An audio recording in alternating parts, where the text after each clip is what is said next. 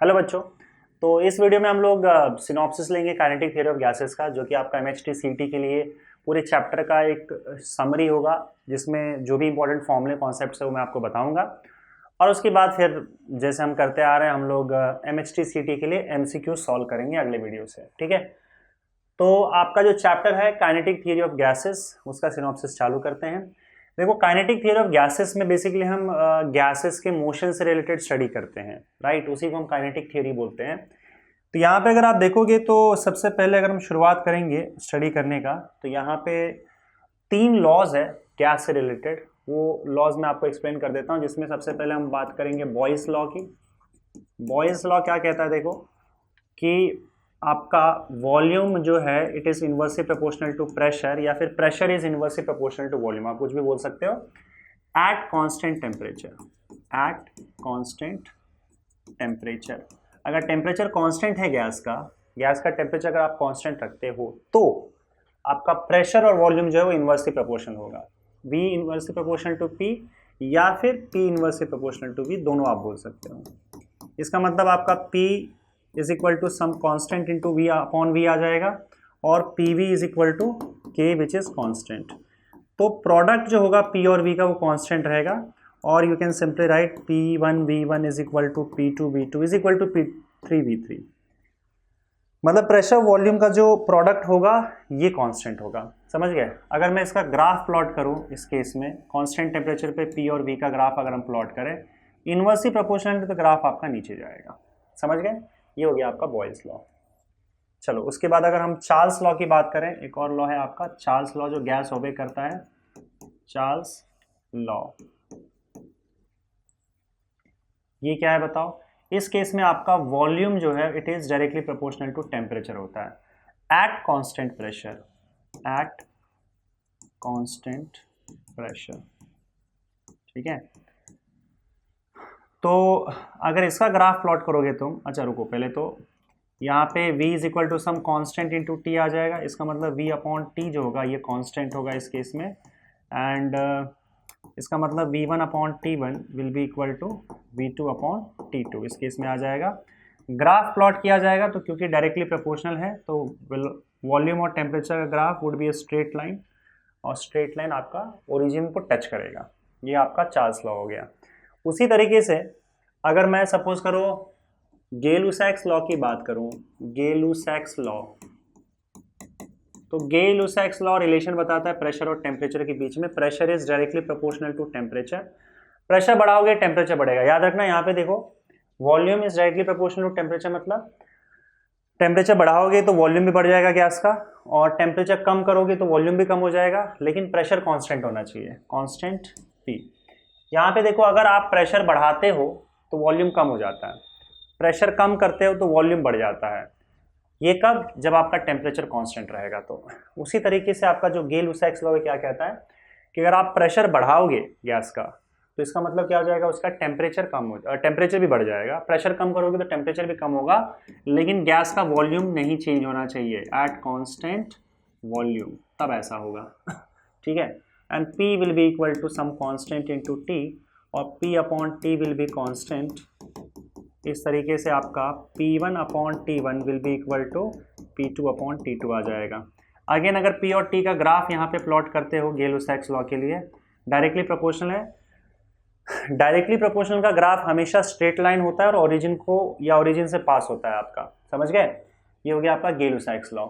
अगर इन तीनों लॉ को कंबाइन कर दोगे गैस के लिए, तो गैस का जो इक्वेशन आता है वो आता है PV is equal to nRT, और इस इक्वेशन को बोला जाता है ideal gas equation. Ideal gas equation. ध्यान रहे कि दो टाइप के गैस की हम बात करते हैं, एक तो रियल गैस होता है, दूसरा आइडियल गैस होता है। तो जो आइडियल गैस होगा वही इस इक्वेशन को फॉलो करेगा हर टेम्परेचर प्रेशर पे, इसको आइडियल गैस इक्वेशन बोलते हैं। तो जो गैस हमेशा हर टेम्परेचर प्रेशर पे इस इक्वेशन को फॉलो करता है वही आपका आइडियल गैस हो जाता है। जो फॉलो नहीं करता है, कुछ टेम्परेचर पे करता है, कुछ टेम्परेचर प्रेशर पे, कुछ पे नहीं करता है, उसे हम रियल गैस बोलते हैं। ठीक है, यहाँ पे P प्रेशर है, V वॉल्यूम है, R को बोला जाता है गैस कांस्टेंट, जिसका SI यूनिट में वैल्यू 8.31 होता है। 31 होता है, 34 होता है, आई एम नॉट श्योर, एक बार देख लेंगे, चलेगा। ये तो वैल्यू वैसे भी देके रखा हुआ रहता है। आई थिंक 314 होता है, मैं नॉट रॉन्ग, तो देख लेना। और उसके अलावा आपका एन जो है इसको यूनिवर्सल गैस कांस्टेंट बोलते हैं, आर को यूनिवर्सल गैस कांस्टेंट, ठीक है। और जो आपका एन है, एन होता है आपका number of moles, number of moles, कितने मोल्स आपके पास है। नंबर ऑफ मोल्स के दो फॉर्मूले होते हैं, नंबर ऑफ मोल्स के हिसाब से आपको क्वांटिटी बताएगा। एक फॉर्मूला इसका ये है कि N upon N A, N का मतलब होता है यहाँ पे number of molecules of gas, number of molecules of gas, और एन ए जो होता है उसको हम एवोगैड्रोस नंबर बोलते हैं।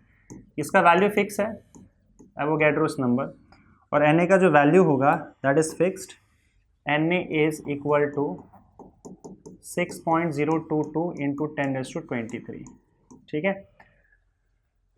एक मोल अगर है, देखिए एन का वैल्यू अगर मैंने 1 दे दिया तो N is equal to N A हो जाएगा, है ना। फॉर 1 मोल, इसको पहले यहाँ पे फिक्स कर लो, for 1 mole N is equal to, for N is equal to 1 mole, अगर एक मोल है तो N is equal to N A हो जाएगा। N is equal to N A का मतलब क्या होगा, 6.022 इंटू 10⁻23 मॉलिक्यूल्स। मतलब अगर मैं बोलता हूँ कि मेरे पास एक मोल गैस है तो मतलब उस एक मोल गैस में इतने नंबर ऑफ मॉलिक्यूल्स होंगे एवोगैड्रो नंबर के बराबर। तो अगर मेरे पास 2 मोल है तो इसका डबल मॉलिक्यूल्स है, 3 मोल है तो इसका 3 गुना ज़्यादा मॉलिक्यूल्स है, समझ गए। तो अगर आपके पास नंबर ऑफ मॉलिक्यूल्स पता है आपको, तो आप एन ए से डिवाइड करोगे तो आपको नंबर ऑफ मोल्स मिल जाएगा। एक और फॉर्मूला है नंबर ऑफ मोल्स का, and that is equal to mass in gram upon molar mass, molar mass. ये एक और फॉर्मूला आपका नंबर ऑफ मोल्स का आ जाता है। तो अगर आप देखोगे तो ऊपर जो है इसके वो क्या है मास इन ग्राम, आपको मास लेना है गैस का लेकिन ग्राम में ही लेना है, और डिवाइडेड बाय मोलार मास। तो जो भी उसका मॉलिक्यूलर मास होगा, मोलार मास समझते हो ना, जैसे ऑक्सीजन O2 है, O2 का मोलार मास क्या होगा, सारे एटम्स का एटॉमिक मास ऐड कर दो, O2 में क्या होगा, 2 ऑक्सीजन एटम है, एक ऑक्सीजन एटम का मास 16 होता है, तो 16 + 16 कितना हो जाएगा 32। तो हम बोलेंगे 32 जो है वो ऑक्सीजन का मोलार मास हो गया, ठीक है। मतलब अगर ग्राम पर मोल में मेजर करोगे तो मोलार मास हो जाएगा। और दूसरा अगर सपोज करो आपका मान लो नाइट्रोजन N2 है, या लेट्स से कि आपका वाटर वेपर है, वाटर वेपर अगर गैस के फॉर्म में H2O, तो आपका H2 मतलब H का 1 होता है तो 1 + 1 2 हो जाएगा, प्लस ऑक्सीजन का 16, तो उसका 18 ग्राम पर मोल हो जाएगा मोलार मास H2O का वेपर के फॉर्म में। तो मॉलिक्यूलर मास ही आप समझ लो, एक हिसाब से मॉलिक्यूलर मास जो आता है वही ग्राम पर मोल में मोलार मास हो जाता है। तो नीचे मोलार मास से डिवाइड कर देना है। मास इन ग्राम को अगर मोलार मास से डिवाइड कर दोगे तो आपको नंबर ऑफ मोल्स मिल जाएगा, इतना ध्यान में रखो बस, ठीक है। इतना क्लियर है, चलिए आगे बढ़ते हैं। तो ये आइडियल गैस इक्वेशन ध्यान रखना। इसमें एक और एक्स्ट्रा फॉर्मूला आपको बोल्ट्जमैन कांस्टेंट के रूप में आ जाएगा, जिसमें होता है आपका Kb is equal to R into Na होता है, या R इज इक्वल टू ये जो आपका यूनिवर्सल गैस कांस्टेंट Kb है उसका वैल्यू आपका यूनिवर्सल गैस कांस्टेंट R जो है उसका एक और फॉर्मूला होता है Kb इंटू Na। Na तो एवोगैड्रोस नंबर है, उसमें कोई प्रॉब्लम नहीं है, लेकिन जो Kb है आपका, Kb होता है बोल्ट्जमैन कांस्टेंट। तो ये बोल्ट्जमैन कांस्टेंट का भी वैल्यू दिया होगा, आपको इसको याद रखने की ज़रूरत नहीं है, इसको बोल्ट्जमैन कांस्टेंट बोला जाता है। अब देखो हमको पता है कि Pv is equal to nRT होता है, nRT। तो आप एक काम करो, n की जगह पे आप ये वाला फॉर्मूला यूज़ कर लो, n अपॉन एवोगैड्रो नंबर। तो अगर आप n upon Avogadro number use करते हो और r के जगह पे आप ये वाला यूज़ कर सकते हो Kb इंटू Na, तो आप देख सकते हो Na कैंसल, और एक फॉर्मूला आ जाएगा Pv is equal to number of molecules into Kbt। तो ये भी आइडियल गैस इक्वेशन का दूसरा फॉर्म है, आइडियल गैस इक्वेशन। इसमें नंबर ऑफ मोल्स, यहाँ पे नंबर ऑफ मॉलिक्यूल्स है इस इक्वेशन में, और जो हमने ये Pv is equal to nRT देखा था, ये वाला देखो यहीं पे ना, Pv is equal to nRT, इसमें नंबर ऑफ मोल्स और R है, इसमें नंबर ऑफ मॉलिक्यूल्स है और बोल्ट्जमैन कांस्टेंट है। तो दोनों इक्वेशन यूज़ किया जा सकता है, जब जैसा सिचुएशन हमें दिखता है उस हिसाब से हम ये वाला इक्वेशन और ये वाला इक्वेशन दोनों यूज़ कर सकते हैं आइडियल गैस के लिए, समझ गए। चलिए आगे बढ़ते हैं। तो बच्चों बात करते हैं अब आइडियल गैस और रियल गैस के बीच में बेसिकली क्या डिफरेंस होता है। तो ये थ्योरेटिकल क्वेश्चन यहाँ से आ सकता है। सबसे पहले तो आइडियल गैस, जो भी PV is equal to NRT, आप देख रहे हो ना यहाँ पे, कोई भी गैस अगर PV is equal to NRT इस इक्वेशन को फॉलो करता है सारे temperature, all temperature and pressure पे, तो हम उसे आइडियल गैस बोल देंगे। आइडियल गैस में इंटरमॉलिक्यूलर फोर्सेस नहीं होता है, या फिर इतना कम होता है कि आप उसको ना के बराबर मान सकते हो। मॉलिक्यूल्स के बीच में फोर्स ऑफ अट्रैक्शन नहीं होता है, या ना के बराबर होता है ऐसा बोलो आप। स्फीयरिकल मॉलिक्यूल्स होता है, पूरी तरह से हार्ड स्फीयरिकल मॉलिक्यूल्स होता है, ऐसा हम अज्यूम करते हैं आइडियल गैस के लिए।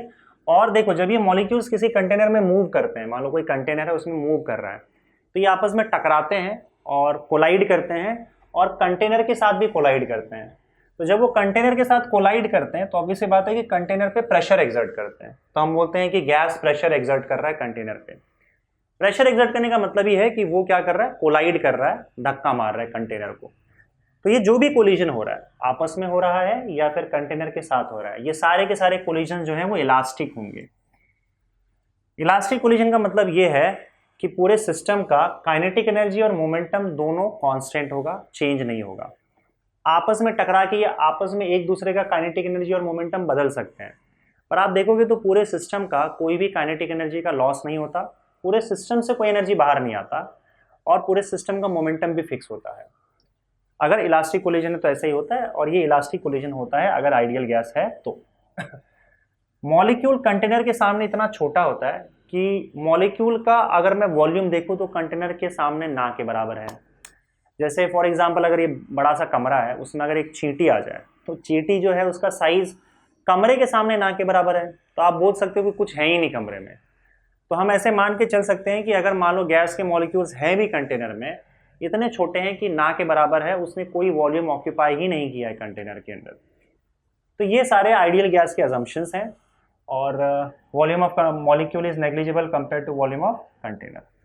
पर जब हम रियल गैस की बात करते हैं तो रियल गैस में देखो ये दो इंपॉर्टेंट चीज़ें हैं जो आइडियल गैस से अलग हो जाता है। एक तो रियल गैस में इंटरमॉलिक्यूलर फोर्सेस होता है, मॉलिक्यूल्स के बीच में अट्रैक्शन होता है। और दूसरा, अगर इस कमरे में अगर मान लो एक फुटबॉल लेके आ जाऊं मैं, तो फुटबॉल तो जगह लेगा भाई। फुटबॉल का आप जो वॉल्यूम है वो नेग्लिजिबल नहीं मान सकते, या एक छोटा सा बॉल भी लेके आ जाऊं तो वॉल्यूम है कुछ ना कुछ। तो होता क्या है कि रियल गैस के केस में जो मॉलिक्यूल होता है उसका एक्चुअल साइज ऐसा होता है कि फुटबॉल या बॉल की तरह होता है पूरे कमरे में, और अगर आप बहुत सारे बॉल ले आओ तो कुछ ना कुछ तो वॉल्यूम ऑक्यूपाई करता है। तो रियल गैस के केस में मॉलिक्यूल का वॉल्यूम नेग्लिजिबल नहीं माना जा सकता। दूसरी बात ये, इंटरमॉलिक्यूलर फोर्सेस होता नहीं है, तो ये PV is equal to NRT ये वाला इक्वेशन फॉलो नहीं कर पाता रियल गैस।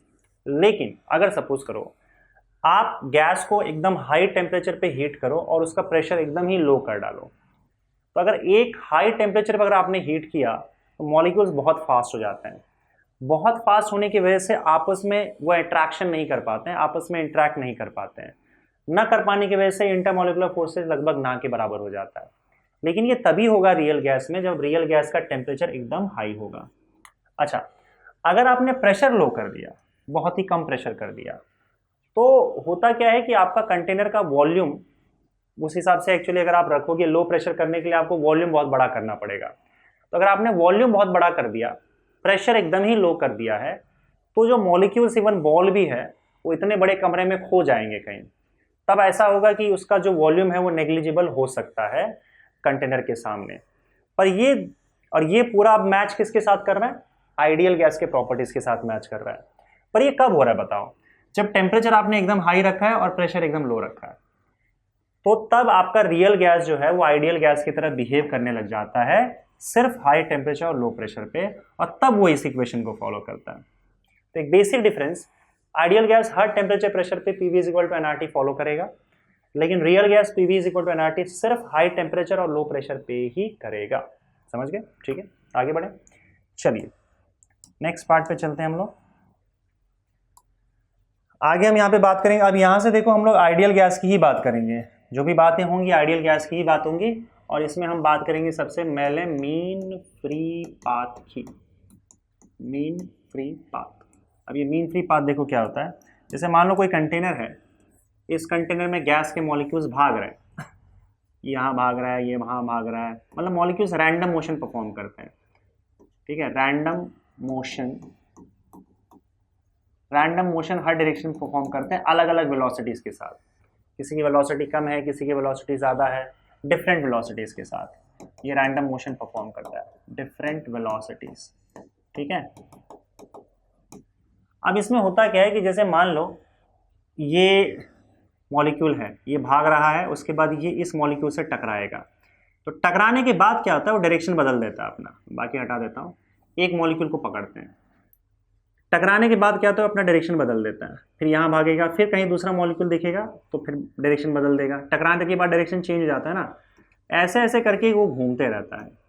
तो अगर मैं आपसे पूछूं कि भाई वो जो दो कोलिजन है, एक कोलिजन इसका यहाँ हो रहा है, एक कोलिजन यहाँ हो रहा है, तो इन दो कोलिजन के बीच में उसने कितना डिस्टेंस ट्रैवल किया है, तब तो यार वो अलग अलग डिस्टेंस ट्रैवल कर रहा है। ज़रूरी थोड़ी ना कि हर सेम डिस्टेंस पे ही उसको मॉलिक्यूल मिलेगा और फिर टकराएगा वो। इन दो कोलिजन्स के बीच में डिस्टेंस अलग हो सकता है, इन दो कोलिजन्स के बीच में डिस्टेंस अलग हो सकता है, इन दो कोलिजन्स के बीच में डिस्टेंस अलग हो सकता है। तो हम क्या करते हैं, इन सारे डिस्टेंसेस का एवरेज डिस्टेंस ले लेते हैं। तो जो एवरेज डिस्टेंस होता है दो कोलिजन के बीच का, average distance between two collisions, two successive collisions, उसी को हम लोग क्या बोलते हैं, मीन फ्री पाथ बोलते हैं, लैम्डा, ठीक है, मीन फ्री पाथ लैम्डा। तो मीन फ्री पाथ का फॉर्मूला क्या है, मीन फ्री पाथ लैम्डा, इसका फॉर्मूला क्या है, 1/√2 पाई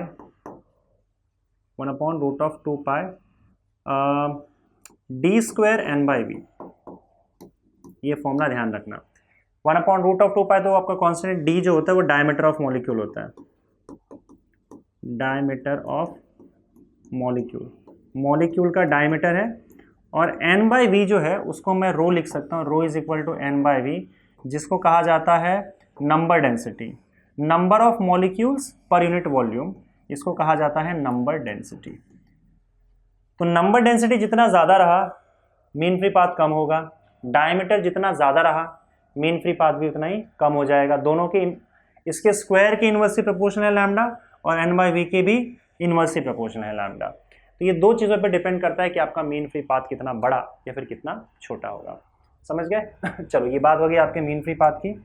आगे बढ़ते हैं बच्चों, और अब हम यहाँ पे बात करेंगे pressure of an ideal gas. एक आइडियल गैस कितना प्रेशर एग्जर्ट करता है उसका इक्वेशन है pressure of an ideal gas.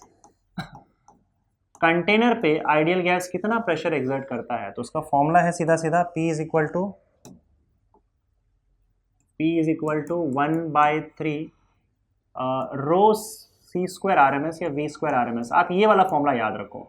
देखो डेरिवेशंस वगैरह आपको लेना देना नहीं है सीटी का, तो आप सीधा फॉर्मूला याद रखो, जहाँ पे P प्रेशर है और ये जो V है वो एक्चुअली में आपका एक हिसाब से एवरेज वेलोसिटी, आप ऐसा मान के चल सकते हो। ये जो VRMS आपको दिख रहा है ना, एक हिसाब से आप मान के चलो कि एवरेज वेलोसिटी है, इसको बोला जाता है root mean square speed, root mean square speed, ठीक है। मॉलिक्यूल्स अलग अलग स्पीड से भाग रहे हैं, लेकिन अगर बोला जाए कि भाई उसका एवरेज स्पीड क्या है, ये वो एक एवरेज स्पीड नहीं है जो आप डायरेक्टली ऐड करके आप उसको ये कर लेते हो, नंबर ऑफ स्पीड से डिवाइड कर दोगे, और ये थोड़ा सा अलग है, पर एवरेज जैसे ही आप मान के चलो फिलहाल तो ये एक एवरेज स्पीड मॉलिक्यूल्स का क्या है, जिसको हम बोलते हैं रूट मीन स्क्वायर स्पीड। इस स्पीड से मॉलिक्यूल्स आपके कंटेनर में भाग रहा है, ऐसा आप बोल सकते हो। रो क्या है बताओ, डेंसिटी है, रो इज नथिंग बट डेंसिटी। अब डेंसिटी का फॉर्मूला क्या होता है, मास अपॉन वॉल्यूम होता है ना। तो आप रो की जगह पे m/v भी लिख सकते हो, तब आपका फॉर्मूला अलग बन जाएगा। मैं एक ही फॉर्मूला लिख रहा हूँ, बाकी आपको तो ये डेफिनेशन पता है ना, तो आप ज़्यादा फॉर्मूला के चक्कर में कंफ्यूज ना हो, आप इतना लिख सकते हो। और m/v अगर डालोगे इसके अंदर तो क्या हो जाएगा, 1/3 रो m/v v² RMS। समझ गए? अच्छा, रूट मीन स्क्वायर स्पीड जो है VRMS, इसका भी फॉर्मूला होता है VRMS is equal to that is √3RT/m0, ठीक है। तो यहाँ पे आप देख सकते हो कि VRMS जो है it is directly proportional to root of temperature. Temperature जितना बढ़ाओगे आपका स्पीड भी उतना ही ज़्यादा होगा गैस, आइडियल गैस के केस में। वो क्लियर दिख रहा है? अगर मैं गैस फिक्स कर देता हूँ, तो अगर आपने गैस बदल दिया, मान लो हाइड्रोजन का ऑक्सीजन कर दिया, तो सेम टेम्परेचर पे स्पीड अलग अलग हो सकता है क्योंकि उनका मोलार मास अलग अलग होगा। तो आपका आरएमएस स्पीड मोलार मास और टेम्परेचर दोनों पे डिपेंड करता है। अगर आपने गैस फिक्स कर दिया कि मुझे ऑक्सीजन से ही काम करना है तो मोलार मास फिक्स हो जाएगा, तब आपका आरएमएस स्पीड जो है सिर्फ टेम्परेचर पे डिपेंड होगा। समझ गए? तो ये आपका आरएमएस स्पीड का फॉर्मूला हो गया, जहाँ पे टी टेम्परेचर है और एम नॉट जो है वो मोलार मास है, मोलार मास। ठीक है, बाकी सारे formula R is equal to K B into N, ये सब आप यूज कर सकते हो, जब आएगा हम देख लेंगे। अभी फिलहाल ये फॉर्मूला याद रखो। उसके बाद आपका आता है kinetic energy per molecule, kinetic, translational kinetic energy, translational kinetic energy, kinetic energy of gas पर मॉलिक्यूल, पर मॉलिक्यूल।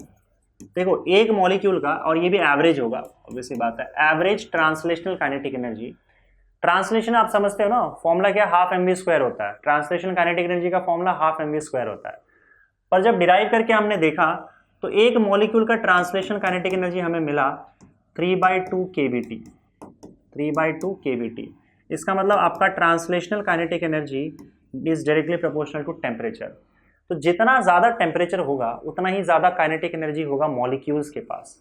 ये एक मॉलिक्यूल का, फॉर वन मॉलिक्यूल। अगर आपको 10 मॉलिक्यूल का चाहिए तो आप क्या करोगे, इसको 10 से डिवाइड कर दो। ये एवरेज है, एवरेज काइनेटिक एनर्जी एक मॉलिक्यूल का गैस में जो होता है वो 3/2 kBt होता है। और आपको ज़्यादा मॉलिक्यूल्स का चाहिए, मान लो 1 मोल का चाहिए, तो 1 मोल में कितने मॉलिक्यूल्स होते हैं, हमने देखा था 1 मोल में कितने मॉलिक्यूल्स होते हैं, तो 1 मोल में Na मॉलिक्यूल्स होते हैं। तो आपको क्या करना है, Na से मल्टीप्लाई कर देना है अगर आपको 1 मोल का चाहिए तो। यहाँ पे हमने एक मॉलिक्यूल की बात की, एक मॉलिक्यूल की एवरेज काइनेटिक एनर्जी 3/2 kBt होता है। और एक और चीज, average kinetic energy of gas, average kinetic energy of gas, पूरे गैस का एवरेज काइनेटिक एनर्जी क्या होगा, पूरा गैस का कंटेनर आपके पास है तो पूरे गैस का एवरेज काइनेटिक एनर्जी होता है 3/2 PV। प्रेशर और वॉल्यूम दोनों पे डिपेंड करता है। तो ये एक और फॉर्मूला आ गया, ये भी ध्यान में रखना है आपको एक मॉलिक्यूल के लिए। और यहाँ पे आपका पास आ जाएगा average kinetic energy of gas. ठीक है, और यहाँ पे भी अगर तुम nRT PV is equal to nRT use करोगे तो फिर टेम्परेचर आ जाएगा। In short kinetic energy temperature पे डिपेंड करता है। टेम्परेचर जितना ज़्यादा आपके गैस का या गैस के मॉलिक्यूल्स का, काइनेटिक एनर्जी उतना ही ज़्यादा होता है। They are directly proportional. Okay, clear है? आगे बढ़ते हैं बच्चों, और यहाँ पे हम बात करेंगे degrees of freedom and law of equipartition of energy. Degrees of freedom और law of equipartition of energy, इसको हम F से रिप्रेजेंट कर रहे हैं। अब देखो डिग्रीज ऑफ फ्रीडम में बेसिकली आपको मोनो एटॉमिक और डायटॉमिक दो गैस के बारे में पता रहेगा तो भी चल जाएगा, पर मैं आगे ही बता दूंगा आपको। डिग्रीज ऑफ फ्रीडम का मतलब क्या होता है, देखो डिग्रीज ऑफ फ्रीडम का मतलब है कि अगर मान लो कोई भी पार्टिकल या कोई भी ऑब्जेक्ट मूव कर रहा है, तो मूव करने के लिए उसको, मतलब उसके मोशन को रिप्रेजेंट करने के लिए या उसके मोशन को एग्जैक्टली डिस्क्राइब करने के लिए कितने नंबर ऑफ कोऑर्डिनेट्स की जरूरत पड़ेगी। जितने ज़्यादा नंबर ऑफ कोऑर्डिनेट्स की जरूरत पड़ेगी उतना ही उसका डिग्री ऑफ फ्रीडम ज़्यादा होगा। इसको थोड़ा समझते हैं यहाँ पे एग्जाम्पल के तौर पे। जैसे मान लो कोई एक बहुत ही पतला सा, यहाँ पे मान लो बहुत ही पतला सा रॉड है, उसमें मैंने पार्टिकल को डाल दिया। अब वो पार्टिकल जो है रॉड में ट्रैप हो गया इस तरीके से। अब सिंपल सी बात है कि ये पार्टिकल मजबूर है या तो आगे मूव करने के लिए या तो पीछे मूव करने के लिए, मतलब एक स्ट्रेट लाइन में मूव करने के लिए मजबूर है। अगर मैं स्ट्रेट लाइन के अक्रॉस एक एक्सिस ड्रॉ कर दूं, लेट्स से वो एक्स एक्सिस हो सकता है, वर्टिकल रहा तो वाई एक्सिस हो सकता है, एक एक्सिस, और आप मुझे बताना है कि पार्टिकल फिलहाल है कहाँ पे, तो मैं क्या बोल सकता हूँ, देखो मान लो जैसे ये एक्स इज इक्वल टू ये 0 है, एक्स इज इक्वल टू 1 है, एक्स इज इक्वल टू 2 है, रॉड आगे भी है 1 2 ऐसे, और ये -1 -2 ऐसे चलता रहेगा। तो मुझे सिर्फ एक कोऑर्डिनेट बताने की जरूरत है कि पार्टिकल कहाँ पे है, and that is x is equal to -1। या अगर मान लो सपोज करो यहाँ चला गया तो मैं बोलूँगा हाँ अभी फिलहाल x इज इक्वल टू 1 पे है, क्योंकि y और z एक्सिस के अलावा वो मूव ही नहीं कर रहा है, वो सिर्फ एक लाइन में मूव कर रहा है। तो सिर्फ एक कोऑर्डिनेट काफ़ी होगा इसको, इसके पोजीशन को बताने के लिए। और अगर इसके पास वेलोसिटी भी होगी तो वेलोसिटी एक ही डायरेक्शन में होगी। एक ही एक्सिस के अलॉन्ग होगी, ठीक है। तो वेलोसिटी का भी एक ही कंपोनेंट होगा और पोजीशन का भी सिर्फ एक ही कोऑर्डिनेट होगा, दैट इज एक्स। तो सिर्फ एक कोऑर्डिनेट से इसका पता चल जाएगा कि मोशन जो है किस एक्सिस के अलॉन्ग है या फिर कहाँ पे एग्जैक्टली इसका पोजीशन है।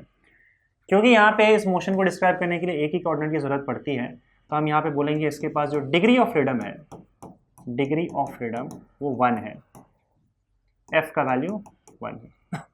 पर मान लो यहाँ पे अगर सपोज करो कोई ऑब्जेक्ट जो है वो किसी एक प्लेन में मूव करने के लिए रेडी है, जैसे मान लो कोई चींटी है वो फ्लोर पे चल रही है। अब चींटी उड़ तो सकती नहीं है, तो चींटी का पोजीशन मुझे अगर बताना है, या फिर कोई आप बॉल ले लो, बॉल को आपने नीचे रोल कर दिया तो इस पूरे प्लेन में रोल कर सकता है कहीं भी। तो अगर मान लो इस प्लेन में अगर वो यहाँ पे है मान लो, तो अगर आपने सिर्फ, और यहाँ पे हम दो एक्सिस जोड़ देते हैं, एक तो तुम्हारा ये एक्स एक्सिस हो जाएगा, दूसरा ये वाई एक्सिस हो गया। तो अगर तुम सिर्फ इसका एक्स एक्सिस का पोजीशन बताते हो कि एक्स एक्सिस के लॉन्ग ये क्या है 2 पे है, तो दिक्कत ये है कि एक्स इज इक्वल टू 2 पे यहाँ पे भी हो सकता है, यहाँ पे भी हो सकता है, यहाँ पे भी हो सकता है, यहाँ पे भी हो सकता है, मतलब आपको एग्जैक्ट पोजीशन उसका पता नहीं चला। तो आप क्या करते हो, फिर आप वाई का भी बताना पड़ेगा आपको। अच्छा हाँ भाई, वाई पे लेट्स से 4 पे है, तो आपको समझ में आ जाएगा, अच्छा एक्स इज इक्वल टू 2 पे है, मतलब इस लाइन में कहीं भी हो सकता है, लेकिन y इज इक्वल टू 4 पे है, इसका मतलब इस लाइन में यहाँ पे हो। तो अगर कोई चीज़ प्लेन में मूव कर रहा है और वो स्पेस में आ नहीं सकता, तो ऐसे केस में हम क्या बोलेंगे कि इसका पोजीशन पता करने के लिए हमें 2 कोऑर्डिनेट्स की जरूरत पड़ेगी। तब हम बोलेंगे यहाँ पे डिग्रीज ऑफ फ्रीडम कितना हुआ, यहाँ पे डिग्रीज ऑफ फ्रीडम 2 हो गया, क्योंकि 2 कोऑर्डिनेट को स्पेसिफाई करने की जरूरत है। अगर मान लो आपका स्पेस में कोई ऑब्जेक्ट उड़ रहा है, स्पेस में, जैसे मान लो एक मच्छर है, मच्छर उड़ रहा है, तो मच्छर उड़ रहा है तो इसका मतलब अब कहीं भी जा सकता है वो। तो ऐसे केस में आपको x, y और z तीनों एक्सिस की जरूरत पड़ेगी, राइट, x, y और z, और आपको तीनों कोऑर्डिनेट्स बताना पड़ेगा कि हाँ भाई ये 2, 3, 4 पर है। इसका मतलब इस केस में इसका जो डिग्रीज ऑफ फ्रीडम होगा वो 3 हो जाएगा, डिग्रीज ऑफ फ्रीडम। अब देखो ये तो हो गई भाई आपका ट्रांसलेशनल डिग्रीज ऑफ फ्रीडम, क्योंकि यहाँ पे आपका जो पार्टिकल है वो सिर्फ भाग रहा है, सिर्फ लीनियर मोशन परफॉर्म कर रहा है। तो सिर्फ लीनियर मोशन परफॉर्म करेगा तो 3 डिग्रीज ऑफ फ्रीडम हो सकता है। लाइन में मूव करे तो 1 डिग्री ऑफ फ्रीडम, किसी प्लेन में मूव करे तो 2 डिग्रीज ऑफ फ्रीडम, और अगर स्पेस में मूव करे कहीं भी जैसे मच्छर की तरह तो 3 डिग्रीज ऑफ फ्रीडम हो सकता है, राइट। अगर सपोज करो कुछ सिस्टम ऑफ पार्टिकल्स है, एक से ज्यादा पार्टिकल्स है मान लो, ठीक है, 2 है 3 है, आपस में झुंड बना के कहीं भी जा रहे हैं, तो हो सकता है कि वो पार्टिकल्स अब मूव करने के साथ साथ आपस में घूम भी रहे हो। तो अगर मैं आपसे कहता हूं कि उसकी 3 डिग्रीज ऑफ फ्रीडम है, इससे ये समझ में नहीं आता है कि वो घूम भी रहा है कि रुका हुआ है। तो हम क्या करते हैं, घूमने के लिए अलग से डिग्रीज ऑफ फ्रीडम बना रखा है हमने। तो तुम देखो अगर स्पेस में भाग रहा है वो तो 3 डिग्रीज ऑफ फ्रीडम तो होगा ही, साथ में अगर मान लो घूम भी रहा है तो कैसे घूम रहा है, किस एक्सिस के अबाउट घूम सकता है वो, तो उसके लिए हमने अलग से डिग्रीज ऑफ फ्रीडम बना रखा है, तो उसे हम रोटेशनल डिग्रीज ऑफ फ्रीडम बोलते हैं।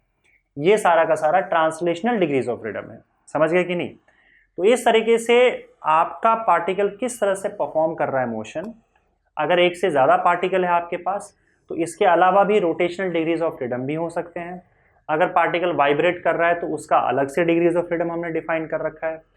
तो जितने कॉम्प्लिकेटेड मोशंस होते चले जाएंगे उतना ही आपका डिग्रीज ऑफ फ्रीडम बढ़ता चला जाएगा, जितना सिंपल और रेस्ट्रिक्टेड मोशन होगा उतना ही डिग्रीज ऑफ फ्रीडम कम होगा, समझ गए। तो यहाँ पे एक्चुअली हम लोग ये जो डिग्रीज ऑफ फ्रीडम का कॉन्सेप्ट है वो गैस के लिए अप्लाई करेंगे, और जब गैस के लिए अप्लाई करते हैं तो डिग्रीज ऑफ फ्रीडम में अब यहीं पे आता है आपका law of equipartition of energy, law of equipartition of energy. तो according to law of equipartition of energy, for every degree of freedom, हर एक डिग्री ऑफ फ्रीडम के लिए, for every degree of freedom, every degree of freedom, जो तुम्हारी kinetic energy होती है या फिर एनर्जी होता है, वो एनर्जी का वैल्यू होता है हाफ kBT, हाफ kBT। हर एक डिग्री ऑफ फ्रीडम के लिए आपके पास हाफ kBT का एनर्जी होगा आपके मॉलिक्यूल के पास, समझे। तो अगर उसके पास 3 डिग्रीज ऑफ फ्रीडम है तो 3/2 kBT हो जाएगा। अगर 5 डिग्रीज ऑफ फ्रीडम है, अब 5 डिग्रीज ऑफ फ्रीडम है इसका मतलब ट्रांसलेशन के साथ रोटेशन भी हो रहा है उसके अंदर, 5 डिग्रीज ऑफ फ्रीडम है तो 5/2 केबीटी हो जाएगा। मतलब जितने डिग्रीज ऑफ फ्रीडम है उसको आप क्या करोगे, हाफ केबीटी से मल्टीप्लाई कर दो, तो उस गैस के मॉलिक्यूल्स का उतना एनर्जी आ जाएगा। For every degree of freedom energy is 1/2 KBT. तो एग्जाम्पल देख लेते हैं और बात करते हैं यहाँ पे मोनो एटॉमिक गैसेस की। सबसे पहले हम बात करेंगे mono atomic gases. Mono atomic gases, देखो मोनो एटॉमिक गैसेस का मतलब होता है जिसके अंदर सिंगल एटम्स होते हैं, मॉलिक्यूल्स नहीं होते हैं, सिंगल एटम्स के गैसेस होते हैं। अब सिंगल एटम का गैस कौन सा होगा बताओ, जिसमें मॉलिक्यूल्स होता ही नहीं है, सिर्फ सिंगल एटम होते हैं। तो एग्जाम्पल के तौर पे आप देख सकते हो यहाँ पे He, हीलियम, नियॉन, ये सारे गैसेस जो हैं वो सिर्फ सिंगल एटम से मिलके बने हुए हैं।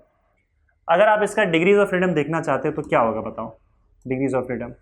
हाँ सी, डिग्रीज ऑफ फ्रीडम के लिए, अच्छा यहाँ पे मैं डिग्रीज ऑफ फ्रीडम और जो आपका टोटल इंटरनल एनर्जी है उसका मैं एक साथ यहाँ पे बता दे रहा हूँ, उसको मैं अलग अलग नहीं बताऊंगा।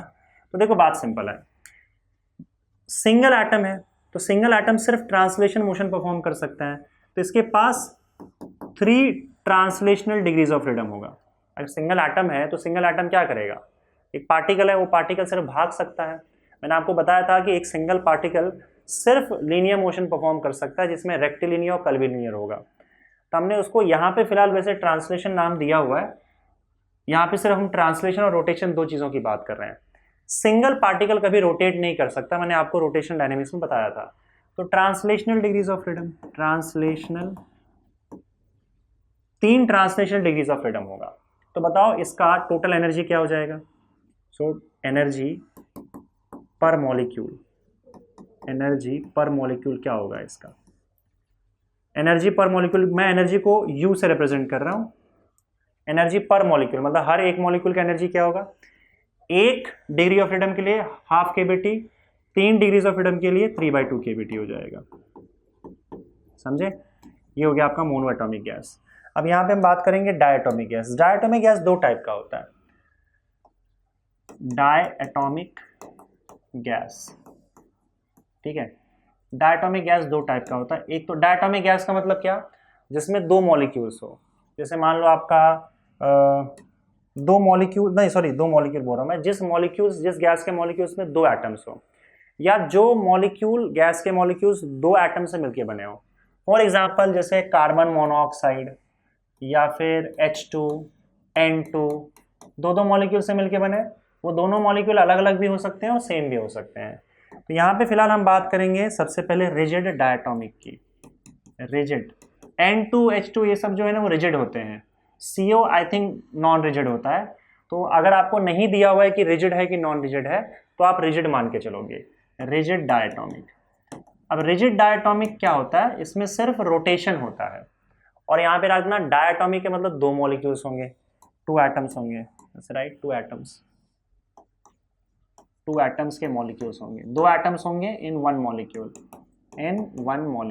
तो ऐसे केस में देखो क्या होगा आपका, मान लो रिजिड डायटोमिक है, रिजिड डायटोमिक है इसका मतलब आपके मॉलिक्यूल्स की मैं बात करूं तो 2 मॉलिक्यूल्स हैं और दोनों फिक्स है, उनके बीच का डिस्टेंस भी फिक्स है, इनके बीच का डिस्टेंस चेंज नहीं हो सकता, इसलिए इसको रिजिड बोला जाता है।